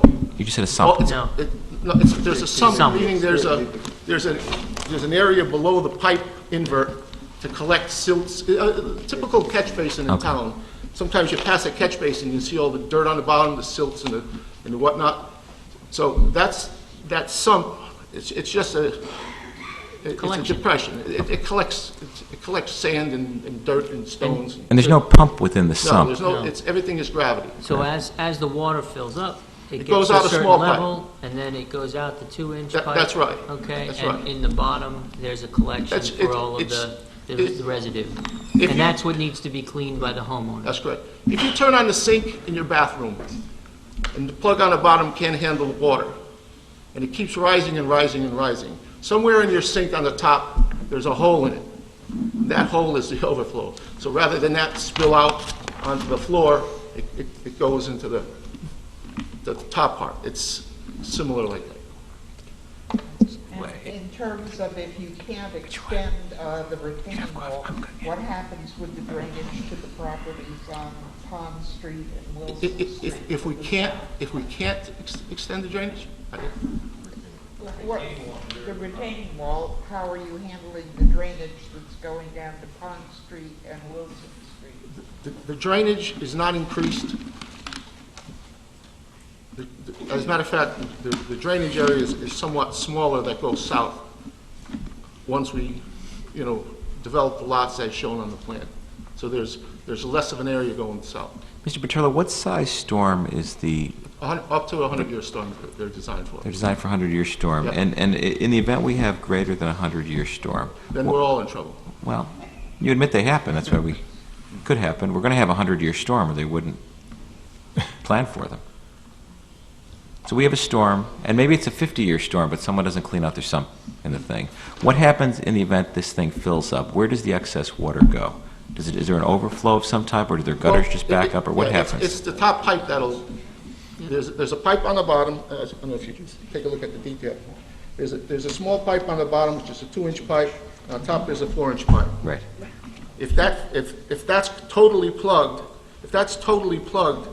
the water will spill out of your gutters in your house. it's So gonna- you'll know there's something wrong. It's going to back, because all the gutters from all the houses go down Go into into the the pipe, system. into the That's ground, correct. into the solid pipe. The solid pipe goes into the sump pump, the sump, and Yes. then the 2-inch pipe, Yes. takes the runoff And on down top of into that, the there's system. there's a 4-inch pipe. So- So if the system's completely clogged, if you ignore it Not even completely. so much that it's clogged. The question, if I may, is when we have a very large storm Yes. and the water fills up Yes. and the release through the 2-inch pipe is not sufficient to meter the water out fast enough, that water will back into the solid pipe, into the system, and then it will go up into the gutters. And if it's backed up that much, it'll just spill out over the gutters. More likely than not, there'll be a problem on that trench drain across the top. But It'll come back up across the trench drain at the stone wall. no. No, where? Which trench drain? At In the driveway. at The driveway, because that's connected to the system That's too. exactly right, yeah. Got it. And then that That's will go where- out into the It's street. not going to shoot out the roof. It'll shoot Got it. out those Yeah, trench because drains. it's too much pressure to get all the way back Yeah. up there. So it'll go out onto the And- trench yeah. drain and into the street. That's correct. But, Arnold Karp again. One of the questions that was raised was, what would happen in excess of a 100-year storm? That is why the engineering department is requiring us to add the piping that you can see in the black and white going all the way down Chatham Road. 15-inch pipe. 15-inch pipe, Replacing an 8-inch. replacing the 8-inch pipe. And that connects into a Well, existing that town storm connects into structure? the town's 12-inch RPC, which is already existing. And that's the one that there's been testimony or questions that it overflows periodically? I think the overflow, I think, is down at the corner. Down at the corner, I think there's an 18-inch pipe that goes, well, it could be 24. I think it's an 18-inch pipe that heads south, but that intersection. Again, I don't know if it's a maintenance problem or, It's on town yeah, property. it's town pipe. So Well, it's either- we've installed additional catch basins, 2 catch basins, to catch the water that used to be uninterrupted running down the street. Catch basins on Chatham We're Road. taking it, correct, we're taking it, we're slowing it down, okay? And then we're tying in a bigger size pipe into the existing 12-inch that the town already has from what used to be an 8-inch. And then, and I just looked up my notes, the pipe that goes down that paper road, some maps call it Pond Street, that's, on the town maps, it's supposed to be a 24-inch pipe. Thank you. Commissioner Barretts? Are we done with the drainage and the pipes and everything? You have more I questions on another that? Because I wanted to go to a different map with Mr. Berturla, so if you're staying Commissioner on that. Wagner I and have then one Commissioner more, Parker. thanks. There's a retaining wall also indicated on the third, home number 3. Yes. Does that have a similar, any kind of drainage associated with it? It doesn't say so. I don't- No, it's only 2 foot high. It's a very short wall, it's 2 foot high. I didn't show any drainage in it. Thank you. And you have a perforated pipe in the retaining wall, an 8-inch? That's correct. At the toe of that, that'll collect the water and send it towards the street. That's correct. And that's going to percolate back down? No, it's perforated. The intent of the perforations is to collect the water. Where you couldn't build a house. It's on the top. Similar to when you build a house, you I put a wanna make- footing I just wanna drain. make sure he identifies It's similar to that. It's really standard construction. Mr. Barretts? Just to clear something up on the drainage, Jay Workowski again, partner. Thank I you. just think it's getting kind of lost in the translation. If you look down the bottom of when we're adding the 2 catch basins, and you come all the way down, right now, the problem with the water at the end of the road is you're dumping the entire Chatham Road into an 8-inch. Yeah. And if you look in the corner, the 8-inch clay. If you look over, it says remove existing 8-inch diameter pipe and install a 15. So we are addressing that problem. You're dumping all of Chatham Road into an 8-inch pipe. We're removing the 8-inch pipe, putting a 15, and getting it into the city's 12 and 24. That's where your problem is It's gulping 8 inches because all the water from this existing property, the property of the existing house, had the leaders dumping out, and everything was running out into the road. I've been there in a rainstorm before the house was demoed. There's 2 feet of water in the curb line. That's why the engineers, and we worked with the town, we're putting in catch basins all the way down. The problem is it got to the bottom, it couldn't take all the water, it bubbled up and flooded the road. We're digging out the city's 8-inch clay pipe, and we're putting in a 15-inch to accept that volume, in conjunction with the town of Fairfield engineer. So it's your view that the flooding is caused because the existing system doesn't have the capacity to handle the volume Correct. of water? It's a 1950s system with clay pipe that we are correcting to address 2012 houses. You're putting a 15-inch into a 12-inch? We're putting a 15-inch into a catch basin. And then it runs, there's a 12-inch RCP in it, and then a 24 that runs down the road. But what we're,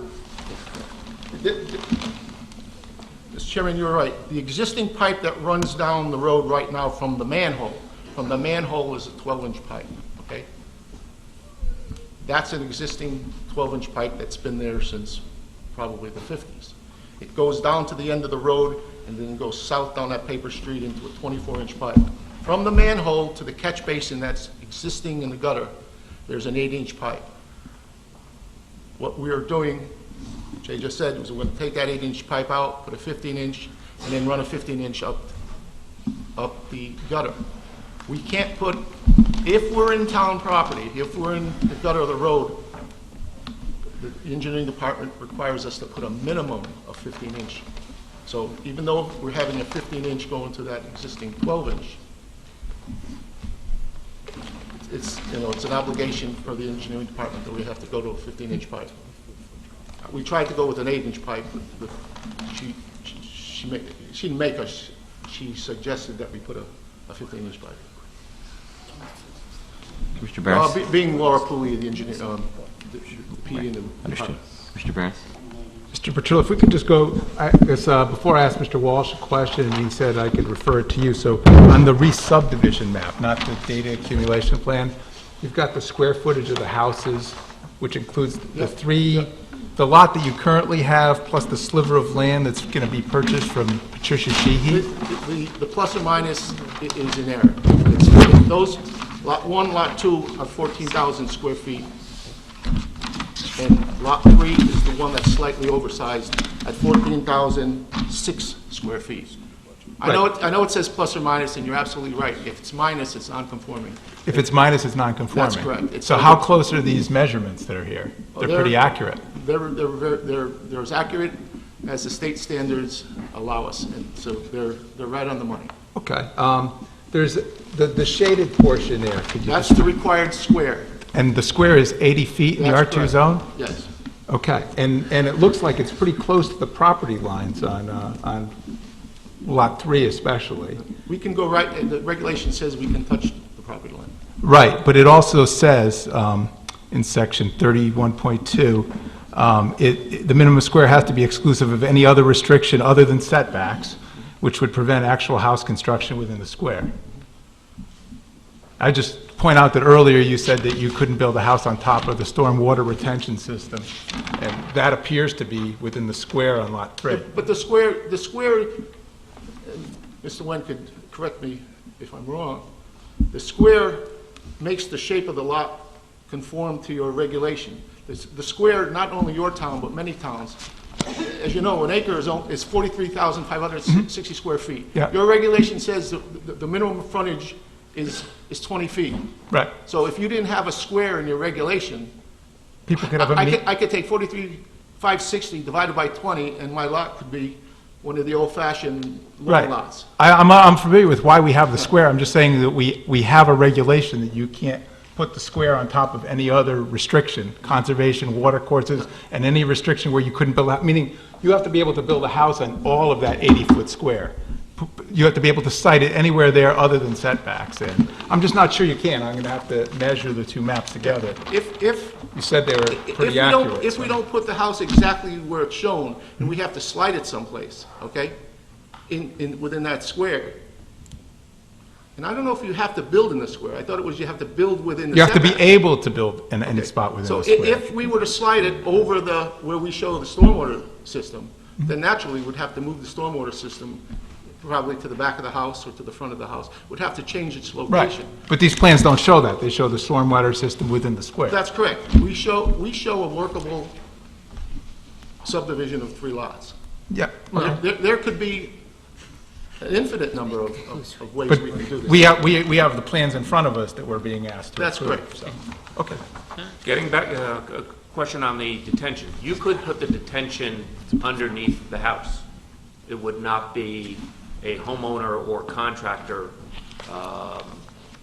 preferred method. In many communities, our on-site detention does go below the house, and it is a non-preferred method because you're basically building the house on top of a large dry well.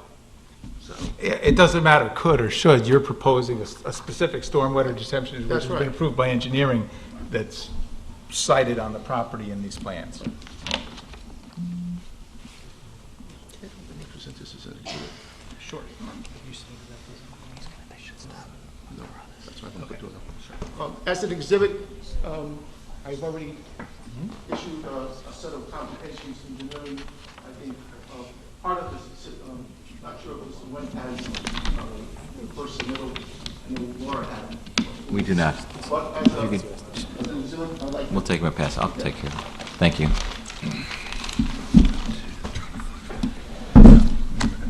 Are these all the same? I have 3 copies of something. You only have 3 copies? They're the same but different. It's, one is for the north. They're the same but different? North side, south side. All right, then you gave me 3 for 2 things. Yep. One more time. One's labeled south, One south, one north. and what's the third one? You have 2 copies of one? No, this was dated, I can't remember, February? All right, so you're providing one document entitled Drainage Computations, And these February two- 29, These two, 2012. I used a little more restrictive parameters, and again, I'm sure Laura, somebody in the engineering department will re-examine So you're providing one document, Drainage Computations, prepared for Cider Mill Builders, 50 Chatham Road, February 29, 2012. A second entitled the same, except the date is June 22, 2012. And a third entitled Drainage Computations South, prepared for Cider Mill Builders, Chatham Road, Fairfield, Connecticut, June 22, 2012. Anybody want to see these? Jerry?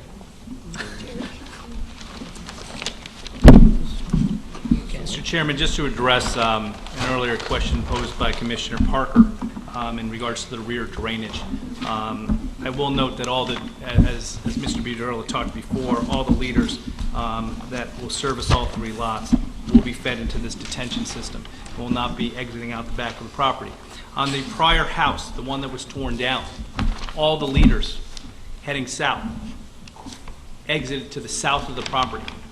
Down the So back hill. Down the back hill, towards the back of the property. Mr. Borkowski is the one who helped demo the property, can talk about that if you want to hear directly from him.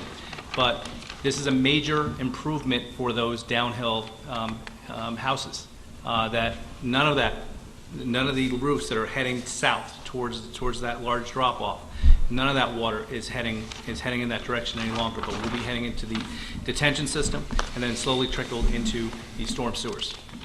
So that's, I just wanted to let you know that. And in regards to Mr. Polly's report, I'm not sure whether the commission has that, but I brought copies of an email that was forwarded to Mr. Wendt, and then he forwarded on to me regarding the comments. She had some comments, they've all been incorporated in. I can pass that out if you'd like to see it. Thank you.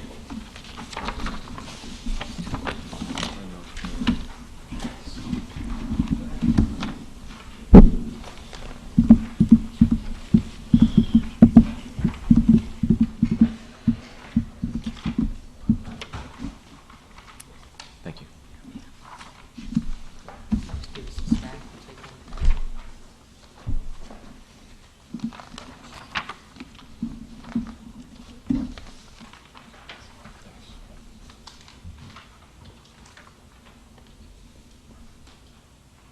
Mr. Walsh, before I forget, do you have any objection to any member of this commission walking on this property between now and the next hearing? None whatsoever. Thank you.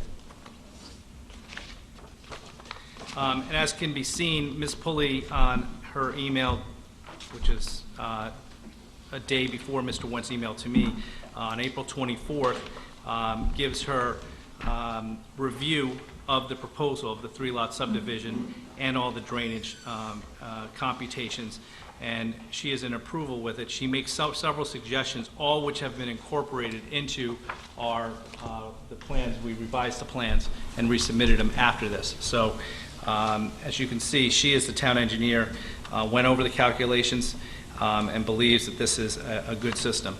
And to be forthright with this commission, it's not coming at some,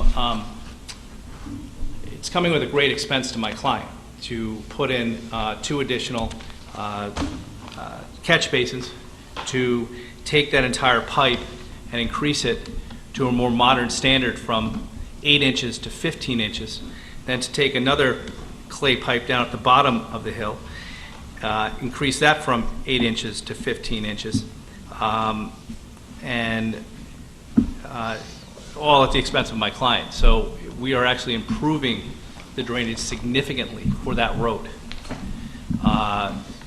not increasing it.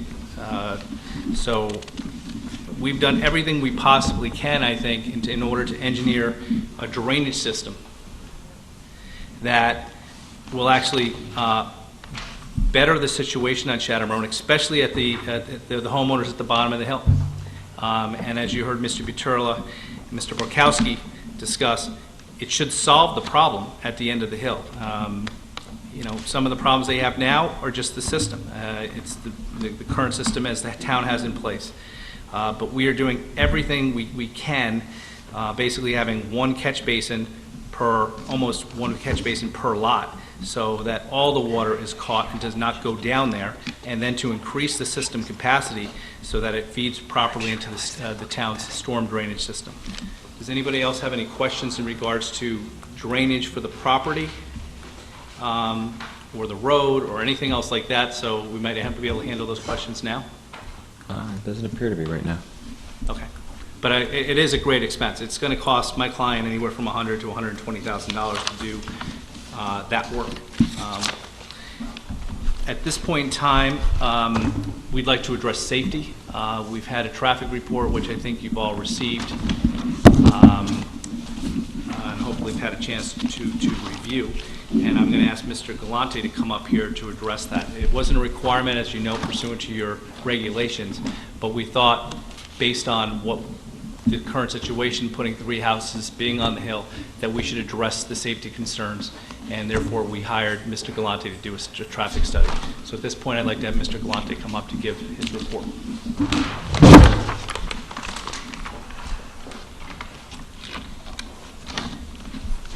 Just give me a minute.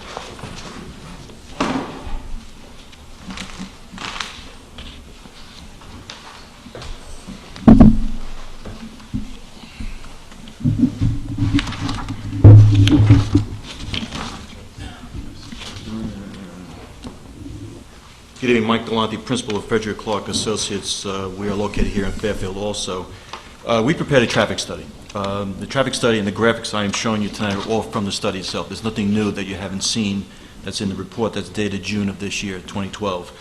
This first graphic is just simply showing you the site's location, the reference to the area, random road, Chatham Road loops around. The site itself is on the bottom side, on the southern side of the street itself.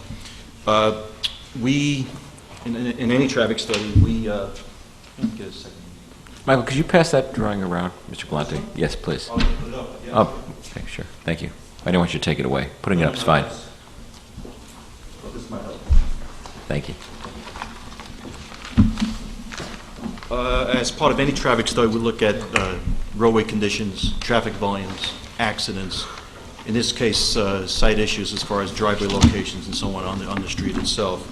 The best way of measuring traffic in this type of road and these conditions was to measure the traffic on an hourly basis, two-way volume for a one-week period. So we did 7 days, which included weekdays and a weekend.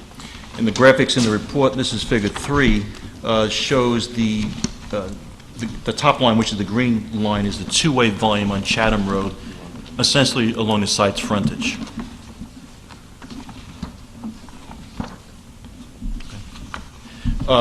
And what we did is we measured the traffic daily and on the hourly basis. On a daily basis, for a weekday, we had 72 vehicles total on Chatham Road. On an hourly basis, we had volumes in the range of, and it was the typical peaks, if you will, 9 o'clock to 10 o'clock in the morning, we had a total of 5 vehicles. Again, in the afternoon, in this case, we had 10 vehicles at 1 o'clock and 13 vehicles at 3 o'clock, after school volume, basically. And then the peak volume, again, was in the afternoon as far as the commuter peak, if you will. So the range was anywhere from 5 to 10 vehicles, 13 vehicles during the peaks. Obviously, overnight, it's basically flat. We did the same type of volume analysis and summary for a Saturday condition. Typically, residential, you don't analyze Saturdays, but because we had the measurements, we provide that for comparison. And this is figure 4. Again, the green line on top is the total two-way volume. On a Saturday, the total volume was 60 vehicles, so slightly lower for the daily volume on a Saturday versus a weekday. And the peak actually occurred, it occurred 10 to 11 o'clock in the morning, 1 to 2 o'clock in the afternoon. Again, the highest volume was 9 and 7 vehicles per hour. So it's a very low volume road. The road, as you can see, is only serving the neighborhood. It's not taking you anywhere. There are about 10 houses on Random Road and Chatham Road, the backwoods L, if you will. The road doesn't take you anywhere. So the cars on this street are the residents on the street itself. Next step was to estimate, I'll leave this here, to estimate the amount of traffic that a development of 3 homes will generate. And most people will disagree with the numbers, but typically a home of this type, single-family detached home, which is the classification, will generate 1 car, 1 trip per hour. Now, we all know we have all 2, 3 cars per home. My house certainly has that. This analysis is really how many cars are leaving on average per hour. So if you have a 1-hour period of 7 to 8 in the morning or 8 to 9 in the morning, you may have 1 car, one person leaving. In my house, the cars leave at all different times, from 6:30 in the morning to about 9 o'clock in the morning, so it's spread out. So basically, this development of 3 homes is generating 3 trips during a peak hour condition. That doesn't say there are no cars leaving at other time periods in the morning, during the day, or at the end of the day. A home generally generates 10 to 12 trips per day. If you think about it, as far as trips in and out of the home, whoever might be there, you get 10 to 12 trips. We looked at accident data. Fairfield Police Department for a period beginning January 1, 2009 through December 31, 2011. Typically, we always look at a 3-year period. We had a total of 2 accidents on Chatham Road during that 3-year period, and both accidents were related to cars parked and hit while being parked. So unoccupied parked vehicles had some damage to their cars. I don't share the reports in my report, because there are names in there. We don't do that. We have it, but it's from the Fairfield Police Department. The next step, I'll take this down.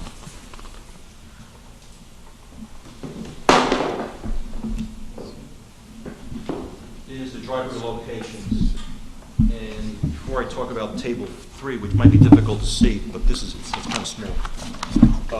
I was probably ultra conservative in my analysis, but in further investigating the site distance, we look at speed, we look at intersection site distance, the measurement of exiting the driveway, and we look at stopping site distance. The motorist is pulling out of a driveway, someone's on Chatham Road, and they need to make that stop not to hit someone. That's called stopping site distance. It's a different measurement as far as height of elevation and speed and so on.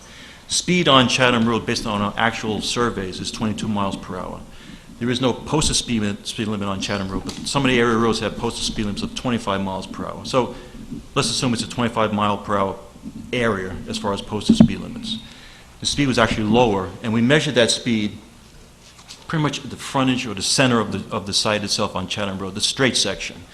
I can assure you, and someone may disagree with me, but on the 2 curves of the road, I'll just sneak over, here and here, I'm sure the speeds are lower, probably in the 12 to 15 mile per hour range. But in the straight section, right in front of the site itself, where we would have the driveways, it measured 22 miles per hour. And that's over a 7-day period, roughly 70 cars a day, times 7 or 8 days, and that's the basis of the analysis. My reading and my understanding of the regulations, when I looked at the intersection site distance requirements for the town standard in this case, I used 225 feet. I was corrected that that's actually a site distance for 2 public streets, not a private driveway. And I'll just touch on the regulation as it reads now, but it basically says a safe and adequate site line for particular conditions will be determined by the town engineer.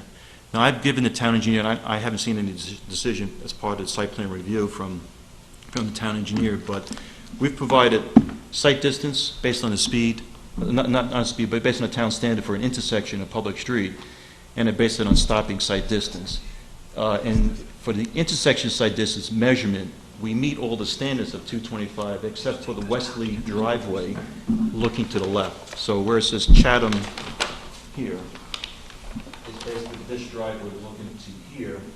We are short on that intersection site distance if you use the standard for a public street. And that's the only location that doesn't meet that standard if you're using that standard, which is actually too conservative. Yes, sir. Commissioner Wagner, I'm sorry. That looks like a straightaway. Okay, I'm sorry. Looks like a perpendicular driveway. What's in the way? Why is there a site impediment? There's actually a curve right in here. If you go out in the field, there's a slight curve. It's Okay. downhill. From here, you can say. I still have to go out. I went back out again. There's a slight curve in here that actually limits and restricts that sideline. How If you is clear vegetation, you can probably get it. Okay. Yeah. Which you included as part of your recommendations, I believe.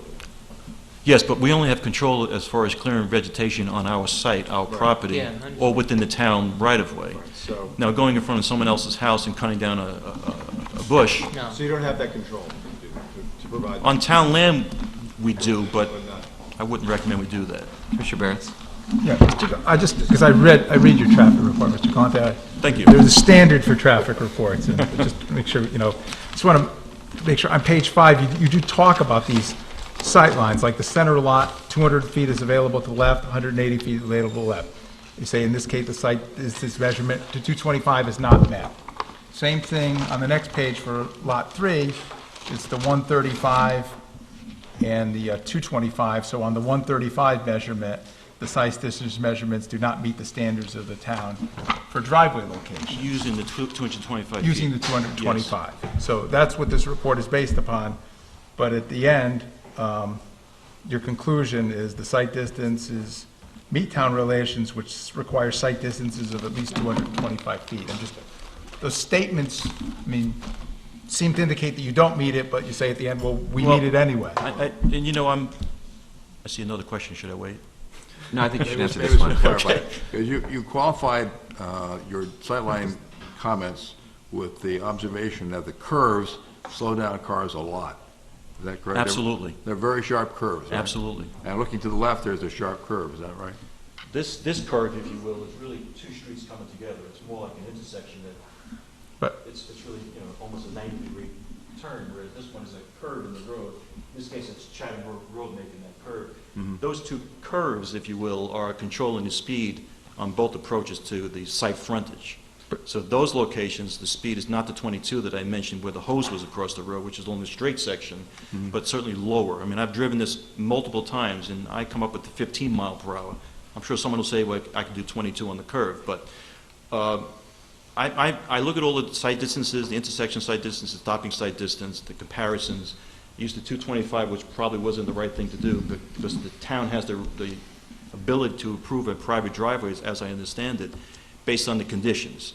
And I've actually had a driveway approved by the town that didn't meet intersection site distance for a single-family home on a town street. It should really be based upon the speed and the site distance. Typically, and as you know, what we do, we typically look at the speed, and we go through Right. great pain to get the speed of a road, of cars traveling on a road itself. But I make a statement at the end, if I will. Yes. I would just keep talking, I have one more question, and anybody else Barretts. can ask. You were speaking, so. Oh, okay. What I was saying is, I go through the analysis and all the different comparisons, whether it's intersection site distance based on town standard for public streets, or stopping site distance, which in my opinion, for a single driveway, stopping site distance is probably a more appropriate calculation. But beyond that, the town has the ability to select and pick a driveway location and approve it, Right. even though it doesn't meet a specific standard. And in my text, I get to that point where I think these locations are fine, and I don't take that lightly. You know me, I look at site distance quite carefully. In this case, based on the conditions of Chatham Road, and actually other driveways on Chatham Road, but that's not saying because someone else has no site distance, we should approve one with less than approvable site distance. I think these locations are really the best conditions for this particular road. Okay, I guess my concern, let's take the worst case, because that's numbers, is the west lot access drive at Chatham Road, the distance available to the left is 135 feet. Correct. Forgetting about the 225, at what, and I know this is calculated, at what speed would that site distance be adequate? At what average speed, the 85th percentile? Well, there's two ways of looking at it. The first one is looking at the speed of the motors traveling on the road. That's the 22 miles per hour. Yeah. Stopping site distance, and if you look at state standards, AASHTO standards, which are used by every state, we look at the posted speed limit, 25 miles per hour.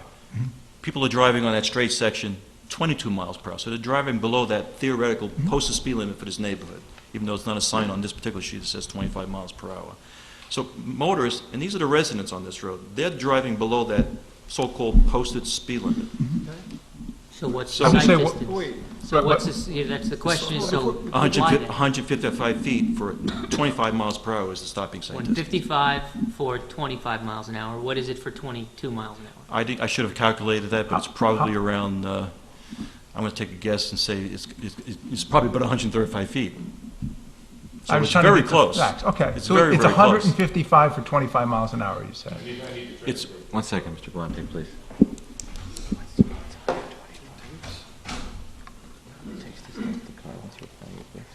Site distance required. If people are traveling 25 miles an hour, you have to be able to see 155 feet. So if people are driving 25 miles an hour on average, not in this, but just I'm trying to make sure we're clear on the calculations. You have to be able to see 155 feet if people are driving for 25 miles an hour. Yes. So if people are driving 22 miles an hour, It'll be something less. It'll be something 140, less than that. 130, whatever it works out to. So, which brings you to the available site distance to the left for the westerly site. which is still 135 Correct. feet. Okay. But all I think was I'm done. leading Okay. up to it, it meets that speed. I just want to understand one thing, if I could, Mr. Galante, regarding the calculation here. You said that in your observations, the number would be about 22 miles an hour. You granted that, well, in areas where nearby posted limits 25. But in past calculations, I thought that there was a use of the 85th percentile standard, which normally, from what I recall in past presentations by you, is normally higher than the posted speed limit. You're exactly right. And Right, so if the posted speed limit is 25 in the area, and you've estimated 22, but the 85th percentile standard is higher than both. No. Oh, I okay, didn't estimate 22. Okay, well, you didn't estimate, you based on what you saw in your No, observations. not what I saw. We actually measured that. Measured, okay. But for 7 days, we came up with 85th percentile speed is 22 miles Oh, per it hour. is? Oh, yeah, that's where the number comes from. Oh, I said my observations were on the curbs at about 15 miles. That's me driving on the curbs. Not to mince numbers, Mr. Galante, but we're talking about safety and sight lines, and, I mean, if you don't see something quick enough, you've got an accident, so it is, of some concern. On your report on Table 3, it says the operational speed 85% was observed to be 23. So how is it 22 now? I know that's a minor point, but your report says 23, so. Okay, it's 22 eastbound and 23 westbound. That's the difference. Okay. Thank you for westbound. catching So- that. Yeah. Can I follow? Good. Yes, Commissioner Wagner. So is it just a proportional calculation? Right, so Yes. if it's 25, 155, you just set it up and do Yes. the math, okay? Yes. And so what would the speed be then between the 23 and the 22 for the western visual that we're talking about? What's the relevant number? For this one here? Yeah, Well, we measured 22 miles per hour here, essentially. okay. All I'm saying is the person coming around this curve And then going, and then going uphill correct, in a slight curve, my guess, I'll use the word guess, is not doing 22 until they get to the top of the room going straight. They're probably doing 15 here and then start to pick up speed. So the sight distance looking to your left on the west driveway. but that's not the observation. So the tape was in between the black and the red? Right about here. Yes. And that was, 22 is going from the west to the east. It was 22 going, I'll give you the exact, eastbound. Going 22. Coming up the hill. Thank you. Which is an interesting number, because I just did some quick math on the calculator. And if one assumes it's 15 miles an hour coming around the curve like you did. When you punch in the numbers, taking that the 15 miles an hour is 60% of 25 miles per hour. And if you take 60% of 225 feet, you get exactly 135 feet, which corresponds exactly with the sight line It's like a available. measured sight which line. originally I said, oh, okay, that doesn't matter because if Mr. Galante is correct and they come around the curve, then you only need 135 feet. But then, if you think, that begs the question a bit because they're not going to continue at 15 miles an hour. They're going to accelerate to a higher speed. To which 22 by means the time to they get to 22. They go to 22. Or more. For every car driving No, we 12, there's one driving 32, and you average at 22. So, well, all right, let's use 22. We'll not fight you on that point. We got 22, but as they come closer, they're coming to 22. When they get to that 135 mark, they're closer to 22 than 15, so really they can't stop in time. But you're measuring the car from a point down the hill to the west that's probably at 15 miles per hour, picking up speed to reach 22. So if I'm backing out of this driveway and I barrel out without stopping, And all of a sudden, there's a car in the middle of the and street. because I only have 135 feet, as soon as I block the road, this guy, all of a sudden a car pops into that 135 feet. If he's going 15, he could stop, or she could stop. However, they're not going to be going 15 because Well, your 135 feet is much closer to the house than the corner. They're accelerating, and they won't be able to stop without hitting me. The likelihood is that they're going closer to 20 miles an hour. Right, which means more than 135 feet, which means they're going to hit me if I just back Yeah, but out. keep in mind, as you're backing out or pulling out of your driveway, you need to look, in this case, down the hill to the west to a point 135 feet or more to make that decision to back out or pull out of your So I look, I don't see a car, I look the other way, I back out. Now I'm blocking the street, but that guy's coming up suddenly within the 135, and if he's going over 15, he hits me. And the person backing out of the driveway is wrong. Well, okay. Well, the the- person backing out of the driveway No, can't just- help but being hit because- because I can't see the car coming up the street. Right, when that sort of begs the question, right? Because the sightline distance is for a car that's pulling front out, Well, that's right? another question, right? So the driver's sitting close to the curb line. So in fact, if he's backing out, he's sitting 8 feet in the property line, and the sight distance is actually less. Understood that Yep. it's not proper protocol Right. to back out of your driveway. It's Correct. just something that 99.9% of people do, Correct. particularly when you're living on a quarter-acre lot and your garage is centered on the street and you pull into your driveway head first.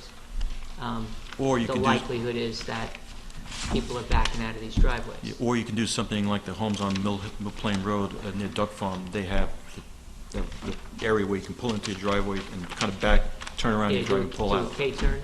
K-turn. Yeah. I don't know that these lots are I- sufficient yeah. to support a K-turn driveway. And they're not all making K-turns. I've jogged past there a few times. But You jog everywhere. I think this is a pretty salient discussion. If I can make, before I have recommendations, I want to just make sure we talk about them for a moment. Which happens to be in the back of this graphic. And it's in the report, it's figure 5. I make recommendations to, not only for this development, but regardless of this development, is to post curve warning signs at both curves, Random Road and Chatham Road. Curve warning signs with a posted supplemental speed of 15 miles per hour, meaning it's recommended you do 15 on that curve. That's what that means when it's a yellow sign. It's not the regulatory 25 miles per hour. And we make that recommendation in both directions on both curves, with or without this development. Right? And I don't like putting too many signs on neighborhood streets, but I think in this case it might be appropriate. Mr. Galante, the accidents you spoke of, the neighbors, Yes. the people hitting other people's cars in the street, where did they occur on the I road? knew you Do were going to know? ask me.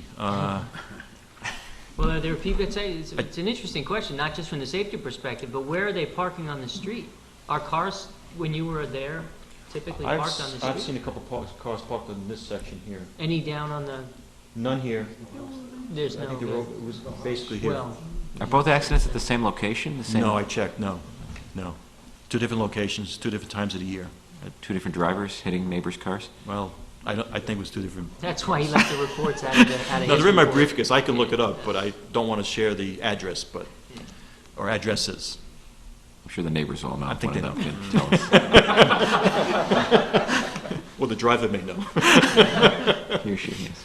But it was interesting, both accidents were unoccupied parked cars. Someone either sideswiped it or backed into it or something. That was the extent of the accident information from the police department. So that's a traffic report. That's the summary of all the details we went through as far as our steps. Commissioner Wagner. Yes, sir. So this analysis was done without a house on the existing site, right? Well, it was actually done with an unoccupied house, Well, because the house was there at the unoccupied, time. yeah, right, okay, Yeah. but it was No one's living there. burned, right. Yeah. So, do you think that once the houses are built, that the, you know, the traffic, not the volumes, but the speed that we're talking about and so forth, would be affected by having 3 houses built along the street? If I can give you an opinion? Well, that's what you do. I think the answer, now you have 3 driveways, 3 homes, yeah, that someone may slow down. Again, it's the neighbors that are driving by the house, neighbors in this case. Would the speed go down? Potentially, yeah, because now there's activity there, whereas today it's overgrown vegetation, really, for that whole frontage. There's not much going on. There's a house across the street right on the corner. There's one here. But, yeah, possible, sure. Commissioner Lessing. I guess with the 3 houses, do you expect any cars parked on the street? Could be, sure. I mean, it's not restricted, it's not prohibited. It's not. Is there room? Well, it's like most streets in Fairfield, you can park on one side without really restrict. I mean, the volume is 5, 8, 9 cars an hour. Occasionally, I mean, it's not wall-to-wall cars parked on the street, but having a car here and there, that slows drivers down, actually. It also blocks sight lines. Could, sure. Yep. Any further questions? Question I have basically is the sightline issue with the cars. As far as the cars parked on the street? Yeah. Typically, would be your car in front of your house blocking your sight line coming out of your driveway. So, I mean, it's what happens. Any further questions, Mr. Galante? Thank you, Mr. Thank you. Galante.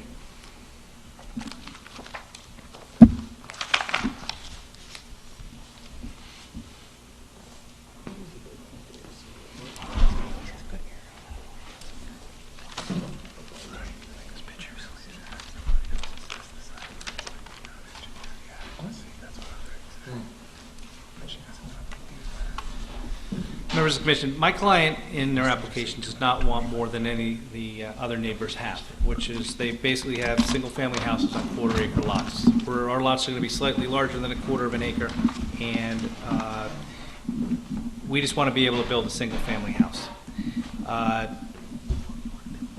We could have applied for a 2-lot subdivision. We could have had bigger houses. Currently, our house size is going to be, based on some of the plans you saw, 2,800 square feet. The 15% coverage for the R2 zone would allow us to build houses that would be basically 4,200 square feet. We are definitely not maximizing out on our the size of the house we are building. We are trying to build houses that fit in with that neighborhood.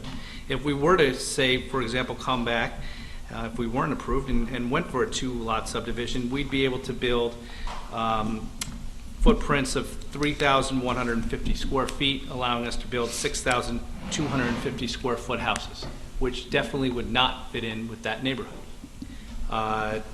So we are trying to do everything we can, my client, to make houses that fit in, have lot sizes that fit in with the rest of the lots in the neighborhood. My client has also taken great lengths to try to placate some of the things that the neighbors had problems with. One of them, the neighbor directly to the west, we could have built the retaining wall right on the property line. We are actually moved it as far possible so that we have it's 15 feet away from the property line in order to give them some more space, which wasn't our preferred method, but we tried to do everything we could because we had to have 15-foot and 10-foot pursuant to the zoning regulations. We can build within 15 feet of one property line and 10 of another. Mr. Walsh, I'm sorry to interrupt, but what is the wall going to be made of, this retaining wall? Rebar. Poured concrete. Rebar to hold it to the rock.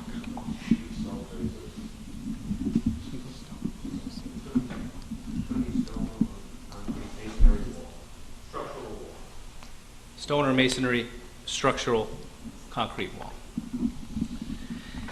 We've also done, as you heard earlier from Mr. Buturla and my clients, significant work on the drainage of the property, not only from the houses themselves to retain the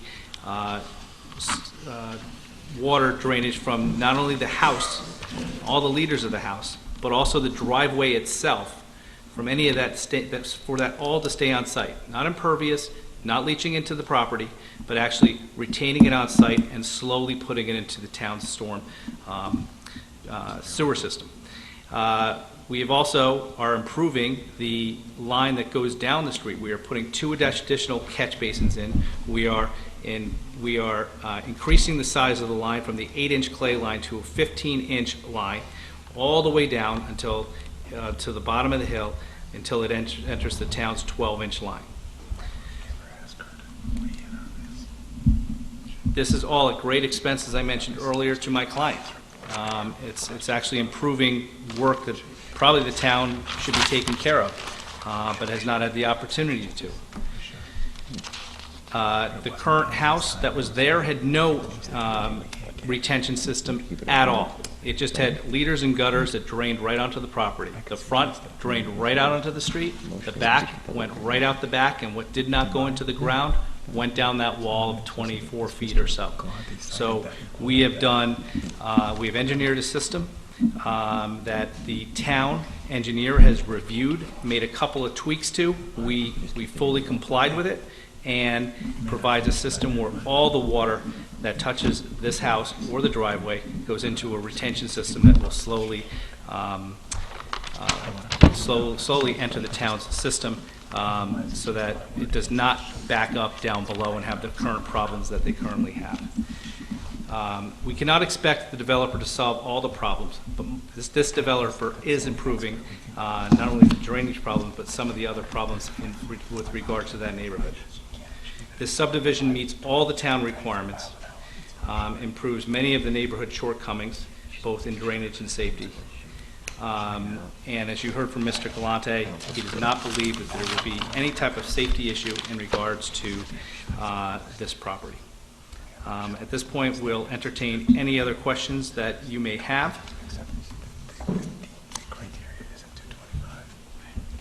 And we'll, at this point, that's the end of our presentation, but we reserve the right for rebuttal after there's anybody who's in opposition. Does any Commissioner have any further questions of Attorney Walsh before we go to the public? Do you want me to? Yeah. Commissioner Barrett. Mr. Walsh, just a point. Mr. Galante, with his site distances, there was a lot of discussion about that, and he maintained that they were safe. We changed our regulations. It used to say 225 feet, and that's what the town standard is, I believe, for driveways. But it does say, I think he cited the safe and adequate sightlines for the particular conditions as determined by the town engineer. Mr. Wendt, has the town engineer reviewed the sightlines? Do we have anything in writing from the town engineer that says they're adequate, not adequate? We do not, as yet. Could we get something from her? Keep the hearing open in order to acquire that. I can talk to the town engineer. I think we should. Right. I mean, Mr. Galante said that, and I mean, right now, it would be good to get his conclusions verified about what the posted speeds are, reviewing his traffic report. Could we keep the hearing open and get that from the town, request that from the town engineer to review that? Well, that's entirely up to you as to whether or not you keep the hearing open, but yes. Yeah, I know. You make that request. I'm sorry. To the town engineer. My request is, could we make the request of the town engineer? I know we would have to keep the hearing open if we did that. I think she has no alternative. In our regulations, it requires the town engineer to provide a determination of the safe and adequate sight lines, so I think we have to. Keep in mind that, as Mr. Galante said, that section is in reference to street intersections, not necessarily private driveways, but nevertheless, we will seek the opinion of the town engineer. Right, but it's driveway, ingress and egress from a site under, as part of the application is something within our purview, I believe. And we can keep the hearing open for that, and then once we get a report, we can go back to the applicant and Between give. our rights to draw on the resources of the town in order to inform our decision. Yeah. Mr. Jacobs? Would it make sense to have, possibly have Laura Pooley come in on the next meeting so that she can actually be questioned about the drainage. You do that as well? Well, that's going to be up to the town engineer. It would likely be Phil Hurley, depending on the date of the hearing schedule, but again, we can make the request. I can't guarantee it. I can guarantee making the request on the sideline. I can't guarantee their presence at the next meeting, but I can certainly. I mean, At least answer. she's done this before. That's what I mean. On other applications, she has done it. I recall a couple where she did it. There was just nothing in the record on it that she had reviewed the traffic report, that she had examined the sight lines. She certainly looked at the drainage. The opportunity has not afforded itself for that to occur, so we will make that happen. Okay. I would hope the town engineer would come when the zoning commission requests a Well, representative I think to that Mr. come. Wentz is being politically correct in a very cordial way, saying, we'll make the request, but he can't guarantee it. Mr. Chairman, can Ms. Pulley be supplied a copy of Mr. Galante's report? And I would also encourage her, if she has any questions on any of his calculations or any other questions, whether she could, I don't know how the commission feels about her talking to him directly about what his assumptions were, if she has any questions about his report. That's fine. Do you have an extra copy of the reports? I can give you one. Maybe Mr. Galante could submit one, or electron. Mr. Galante's office has provided me a PDF version of that, so I can forward it by email. Maybe you could send that to the commissioners too in the future. Thank you, Mr. Galante. That's easier for a lot of us to read it online and blow up some of his fine print to take a look at, so we can see the charts a little bit easier. Thank you. We'll do that. So with that said, we will keep the hearing open, but for the members of the public, what this all means is it's your opportunity now to come and comment on what's been said so far, but we will have not closed the hearing this evening. We'll stop in any event at 11 o'clock. That's our curfew for the meeting.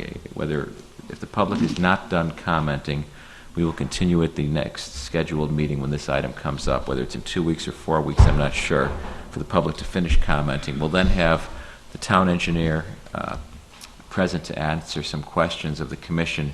The applicant will then have an opportunity to go again after the town engineer speaks to address that.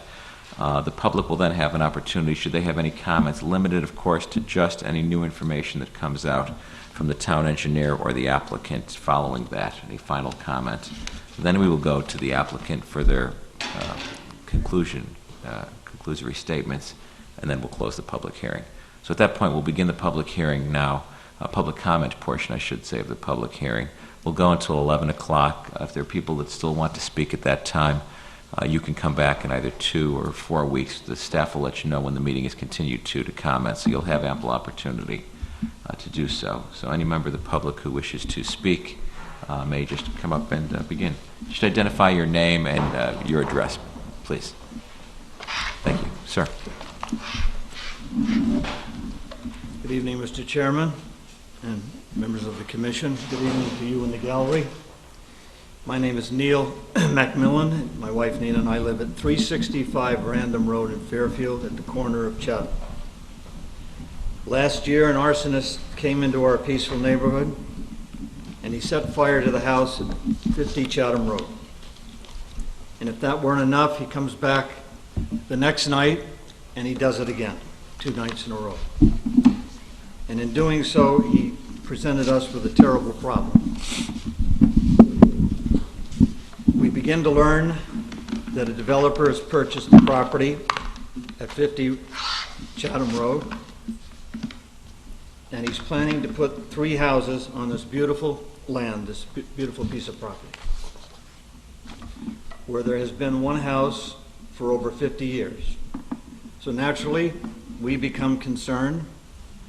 The problem I just mentioned has come upon us. And so in early February, a notice is put in our mailbox, neighborhood mailboxes, by Mr. Carp, inviting us to come to a meeting and listen to our concerns about the proposed development. The meeting is supposed to be held at 3 o'clock in the afternoon, which we thought was a little strange because most people are at work. So those of us who can come to the meeting, we go and we give Mr. Carp, who's the principal spokesperson, our concerns about this proposed development.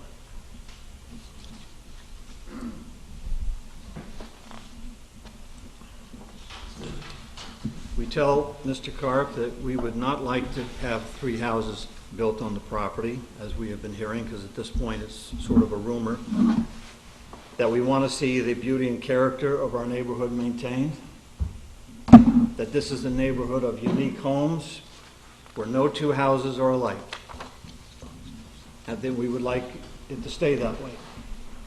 And one of the reasons we bought a house there is that not only did we like the house, ladies and gentlemen, but we like the neighborhood. We feel that we bought the house, but we also feel we bought the neighborhood. We wouldn't have moved into the house if we didn't like the location, the setting. And you can see that, by the way, if you rent the movie The Stepford Wives, because in 1975 they filmed a scene there, and the reason they did is that they filmed it at the Sydney Postal's house across the street from where I live. And I guess they filmed it there because the neighborhood has sort of a bucolic nature to it. And it is quite lovely. So we tell Mr. Karp that we're concerned with the damaging effects of blasting. You've heard a lot about that tonight. Since the property is loaded with rock and rock ledges and so on, and they spoke about that. So we're very concerned about it. We tell him that we're concerned about what effect the 3 houses would have on drainage and flooding, and again, they spoke about that tonight. We already have a flooding problem there. In fact, right in front of my house, on Random where it meets Chatham, forms a circle. And when there's heavy or torrential rains, the drains become overloaded. You've heard this tonight, but it's true, and then a miniature lake forms. So we don't want necessarily any more added to that problem.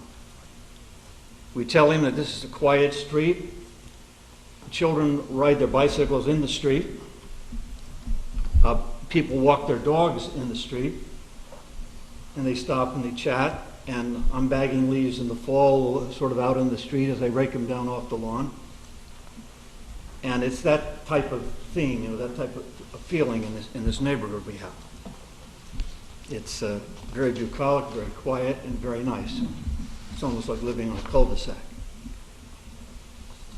And we're all doing these things, whether the kids are riding bikes in the street, all without being fear of being run down. Now, 3 houses, and we don't know, no one can really say how many people would be living in the 3 houses. Is it 2 in each house, or are there teenagers? Is it, how many cars? We don't really know. It could be 4 cars, 2, 2, and 2. I don't know. So how many cars would be backing out into the street on they mentioned the blind curve? We don't know. Cars. Some amount of cars would be backing out into the street just near the blind curve, and that presents, we feel, a dangerous situation. And if there were too many cars for the driveways, and from what I hear, the driveways, you have to back out. I don't think there's a turnaround, there's no room for it. Some cars would probably have to go in the street. And we tell Mr. Karp of our concern about, this wasn't mentioned tonight, ladies and gentlemen, our concern about the many beautiful trees in the property. Now, many are there since, I believe, since before the Civil War. And, it's like I expected at any point to have one of the developers say, well, the trees may be coming down, but we'll run down to Home Depot and buy a forsythia and we'll, put it in there or something. But any time we brought up a problem, it seemed that the answer was no problem. Everything we could bring up was fixable. So the bottom line of the meeting, ladies and gentlemen, is that Mr. Karp was non-committal. We learned basically nothing. But we did get something here. I got the full-color brochure from Mr. Carr. He builds beautiful houses, and they're illustrated in this brochure we got. And I think we mentioned, one of us, that, geez, why can't Mr. Carr put one of these houses on the property where there's always been one? So this is the brochure, full color. And all we were saying is we would really like to see a house like this that you build on that property. And I'm also looking here to see if I can find a development or a subdivision or something. That's not here.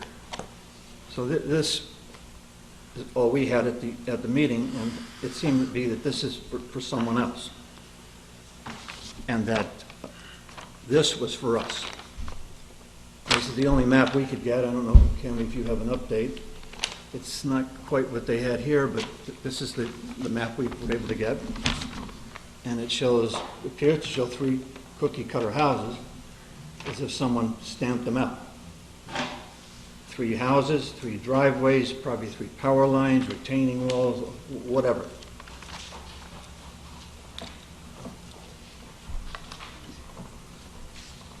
So I'm looking through the brochure, and I'm wondering again why, we can't have what's a house like that's in the brochure.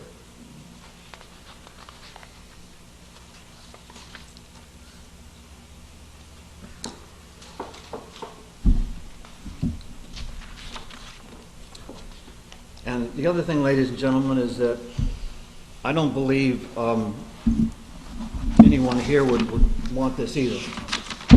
I'm not talking about you as a sitting commission. I'm talking about you as private individuals. It's hard for me to believe that anybody would want this in their neighborhood. You don't want to wake up some morning and see this development across the street from you, down the street, over there, up and down. I don't think you want this either. And it doesn't matter whether you live on Old Academy, excuse me, Jennings Road, Cross Highway, or Stratfield Road. It doesn't matter. I just don't believe that anyone would want this development in their neighborhood. And in conclusion, ladies and gentlemen, I would like to make 2 recommendations.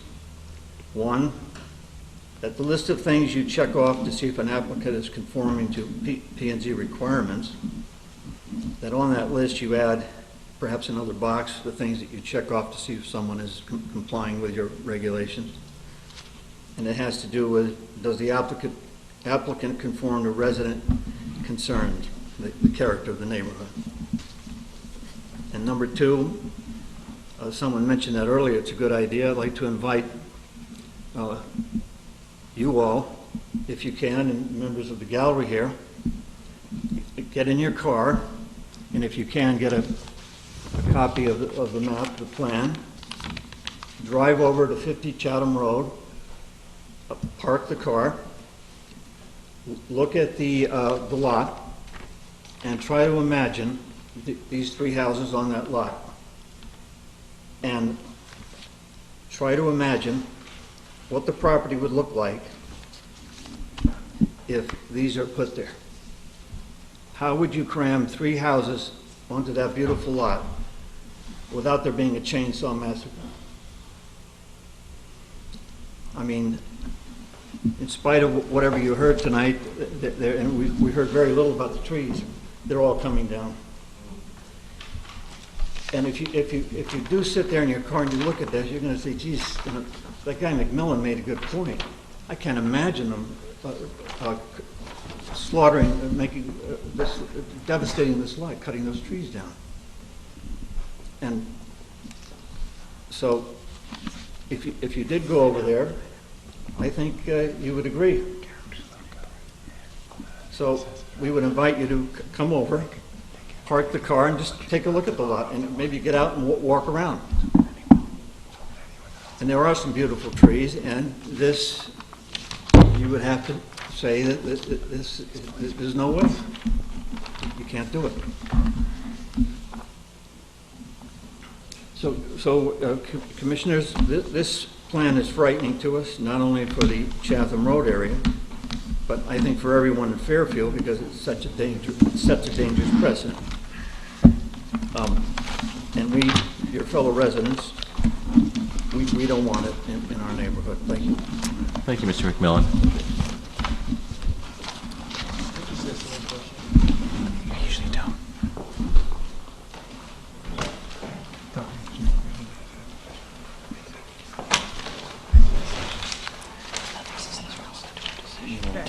Unfortunately.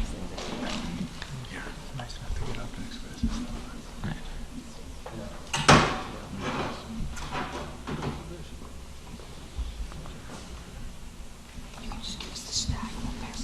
Yeah, thanks very much. That would be a home family collective effort of my statement and my exhibits that go along, and you can kind of follow along with the back part of it where I label the exhibits in correlation to where I'm talking. Just tell us who you are first. Good evening, Commissioners. My name is Cammie Deck. I'm very nervous.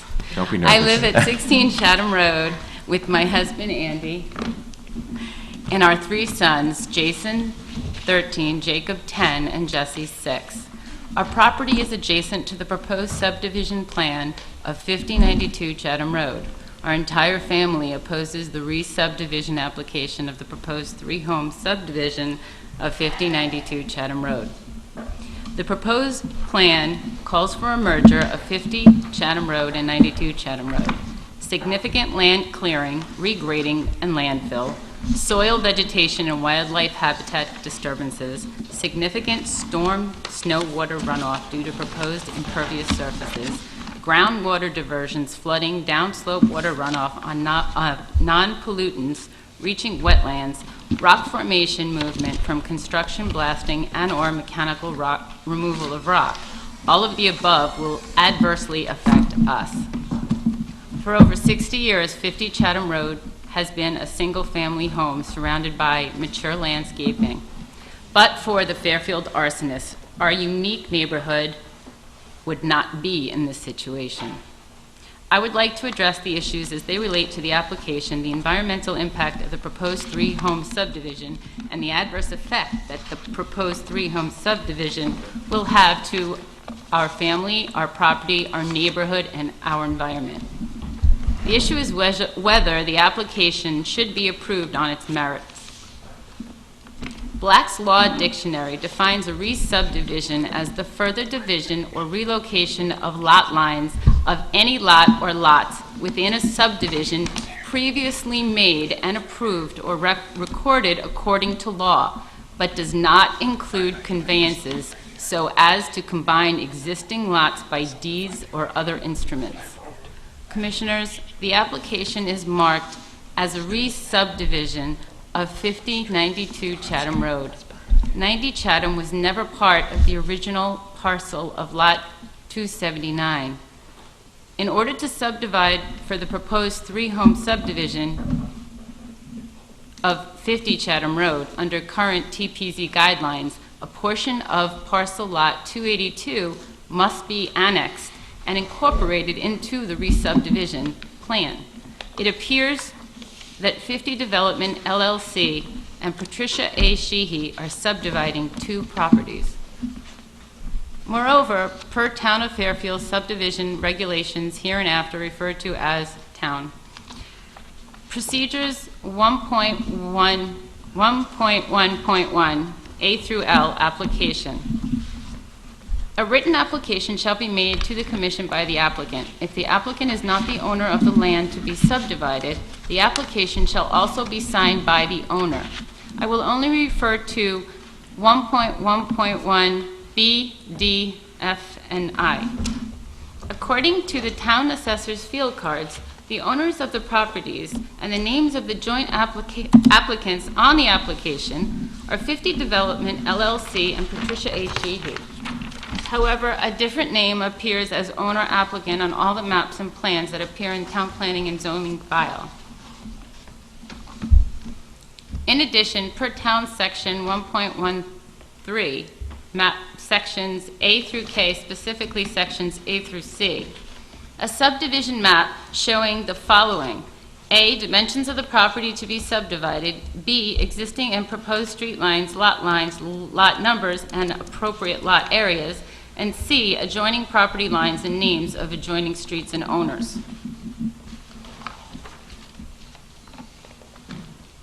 Where is 92? I don't see that property. That property, there's no description. This is what was in the file. This is what we had. A map and survey should be conducted and submitted as part of this application for the property of 92 Chatham Road, since the parties are filing for the re-subdivision of 50, parcel 279, and 92 Chatham, parcel 282. The applicants appear to be merging two properties, and if so, then both properties must be carefully examined by the Commission in order to make an educated decision with regards to the proposed three-home subdivision. Also, per town section 1.14, grading and contour plan, section A through H, specifically section C through F. A grading and contour plan showing, in addition to the above map requirements 1.1.3, the following are required. C, existing utilities, private or public water supplies, and private or public sewer disposal systems on site and neighboring properties.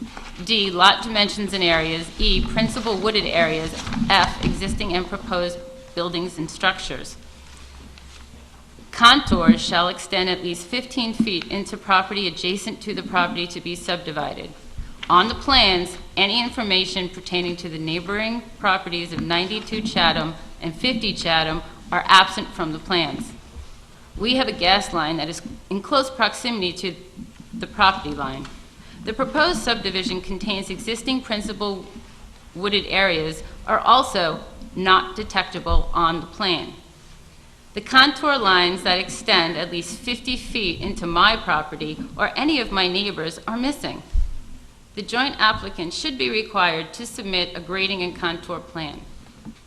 As per town section 1.1.9, water supply, and I will only refer to a small portion of it, apparently it's required that the Bridget, once you're on public water, Bridgeport Hydraulic Company either sends a letter, or if they don't, in lieu of the letter, the applicant shall submit satisfactory proof that an adequate water supply and pressure and service are available to serve the proposed subdivision, and shall place the following note on the map for filing.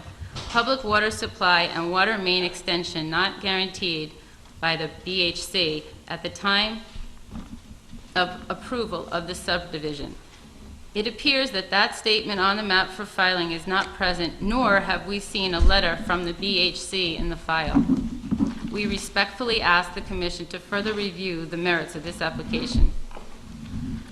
As per Town's 1.1.14, other evidence in part, other evidence shall be submitted establishing that the property to be subdivided is of such character that it can be used for building purposes without danger to health or the public safety, that proper provision will be made for water, drainage, and sewerage, and other bodies of water subject to flooding. In our neighborhood, tree cover is the social acceptance of various land practices of our unique and scenic-like neighborhood. In order to construct the proposed three-home subdivision, trees with extremely large root systems may be disturbed. If trees are removed, the effect will inevitably destabilize the soil, and since everything goes downhill, pose an extreme risk of harm to persons and properties, especially of adjacent properties. From an engineering standpoint, what will be done to mitigate the risk? We want assurances by experts, including but not limited to an environmental engineer, a soil scientist, and a consulting arborist and ecologist. From the proposed three-home subdivision plan, the health of our trees and shrubs are in jeopardy. In particular, on our property closest to the property line we share with Chatham, we have three magnificent oaks. You'll have a picture of that in your exhibits. The USDA Forestry Division defines certain activities that will negatively impact a tree's protected root zone, also known as a tree's critical root zone. In order to define our tree's critical root zone, we measured the circumference of the trunk at 4.5 feet high and discovered that two of our trees measured 113 inches in circumference, and one of our trees measured 97 inches in circumference. Then we applied the equation provided by the Forestry Division. See the little cheap packet manual I put in the bag. The result of our findings was 2 of our trees' critical root zones radius are 54 feet around the entire base of each tree and 46 feet around one of our trees. The proposed plans calls for a 4 to 5 to 6 to 5 foot high retaining wall, 70 feet long apparently, that would cut through our tree's critical root zone, even if the wall was moved 15 feet from the property line. The damage to our trees may not be seen for 1 to 3 years, and then the trees die and become unstable, posing a threat to our family, home, and property. Due to the large trees we own, the construction of 50 Chatham should be within an acceptable distance from the property line that takes into account our trees' critical root zone beyond 54 feet. To quote a famous quote, "The tree will wither long before it falls." We ask that the tree canopy be kept towards the downside of the property in order to limit disturbance to our trees. Also, any construction activity or regrading activity must be limited to avoid tree damage and any instability to the rock ledge and soil on the sloped incline of 50 Chatham Road. In addition to our trees, the incline, and the rock ledge of 50 Chatham, the property is filled with mature trees, shrubs, other natural resources, and various wildlife habitats. Various bird species such as cardinals, bluebirds, chickadees, woodpeckers, American robins, finches, and others have made their nests in the trees. Wildlife such as groundhogs, chipmunks, snakes, salamanders, deer, raccoons, and lots of rabbits, whose species of which could be the New England cottontail, who, according to the Connecticut Audubon Society, are not yet endangered species, but are in danger of becoming endangered.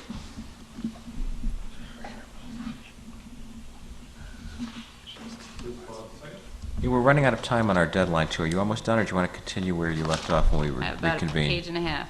Your choice. I don't want to rush you. If you have a lot more to say, you can continue when we come back. Okay. Because we have very limited time. Have used the lower part of the property for a safe habitat or passageway through the neighborhood area, shelter, feeding, and hibernation. Neighbors mentioned that over the years, the wooded and wetlands areas on Wait the... on the tape, though. Hold on. You can't... Okay. Oh, wait, is it working? Yeah. Are you going to try to summarize quickly, or... Because we can't go on... I mean, you're only... If you're reading along here, you probably have 10 minutes, Then I'll 15 stop. minutes to go. So I don't want to rush you. That's what I'm It's saying. okay. That's why. Also, if you're not, if she can't be here next time, though. That's what I'm just thinking. We can set the letter in the record. And we have this for the record, so we're not going to finish reading this for the record. So Okay. you don't, if you want to add anything to it, so you don't necessarily have to come next time, you're welcome to come next time and finish reading it to us, whatever you want to do. Yeah. Don't be nervous. You're doing fine. You can just accept it in the record. It was part of the record, so we have this, and we will finish reading it. And we have to read all, bless you. And we have to read all your exhibits anyways, which we haven't read, we're listening. We want to go through those, so. Oh, you can lead off next time and continue from where we are if you'd like. That's fine. Okay. I'll be Mr. Walsh. here. Don't worry. Jim has a I'm question. not going to... I know, Mr. Walsh had a question. Absolutely. And for the public, again, we have an 11 o'clock curfew, but we will be continuing this at either the next or Excuse me, Mr. Chairman. 2 weeks from now. At that time, any member of the public will have the opportunity to speak. We'll continue with where we left off with the public speaking. And again, if you want to submit something, if you can't make it at that next time, you feel free to submit something to the staff or through another speaker who could bring it to the meeting, and it'll be considered by the commission as well. You had a question, Ms.? Yes, we don't want them to have a copy until I complete my statement. No. It's a public record. Yeah, you've submitted it to us. You have to. The applicant has a right to look. But I You've didn't given have a this chance to us. finish it. But you're going to get a chance. You've just given us something to consider. This is now part of the public record. The moment you gave it to us, they could have... Advice in my ear. Well, the moment you gave it to us, it became part of the record, so they have I a right understand that. for fairness, too. It's open to them. Okay. And you'll get a chance, don't worry, to continue. That they will. Smart enough. Talk to me. Thank you. Is this meeting... do you have a question? I'm sorry. You wanted a copy. Yeah, I know. You want to take that now, or The meeting will stand in recess. Stand in recess. Public hearing will continue.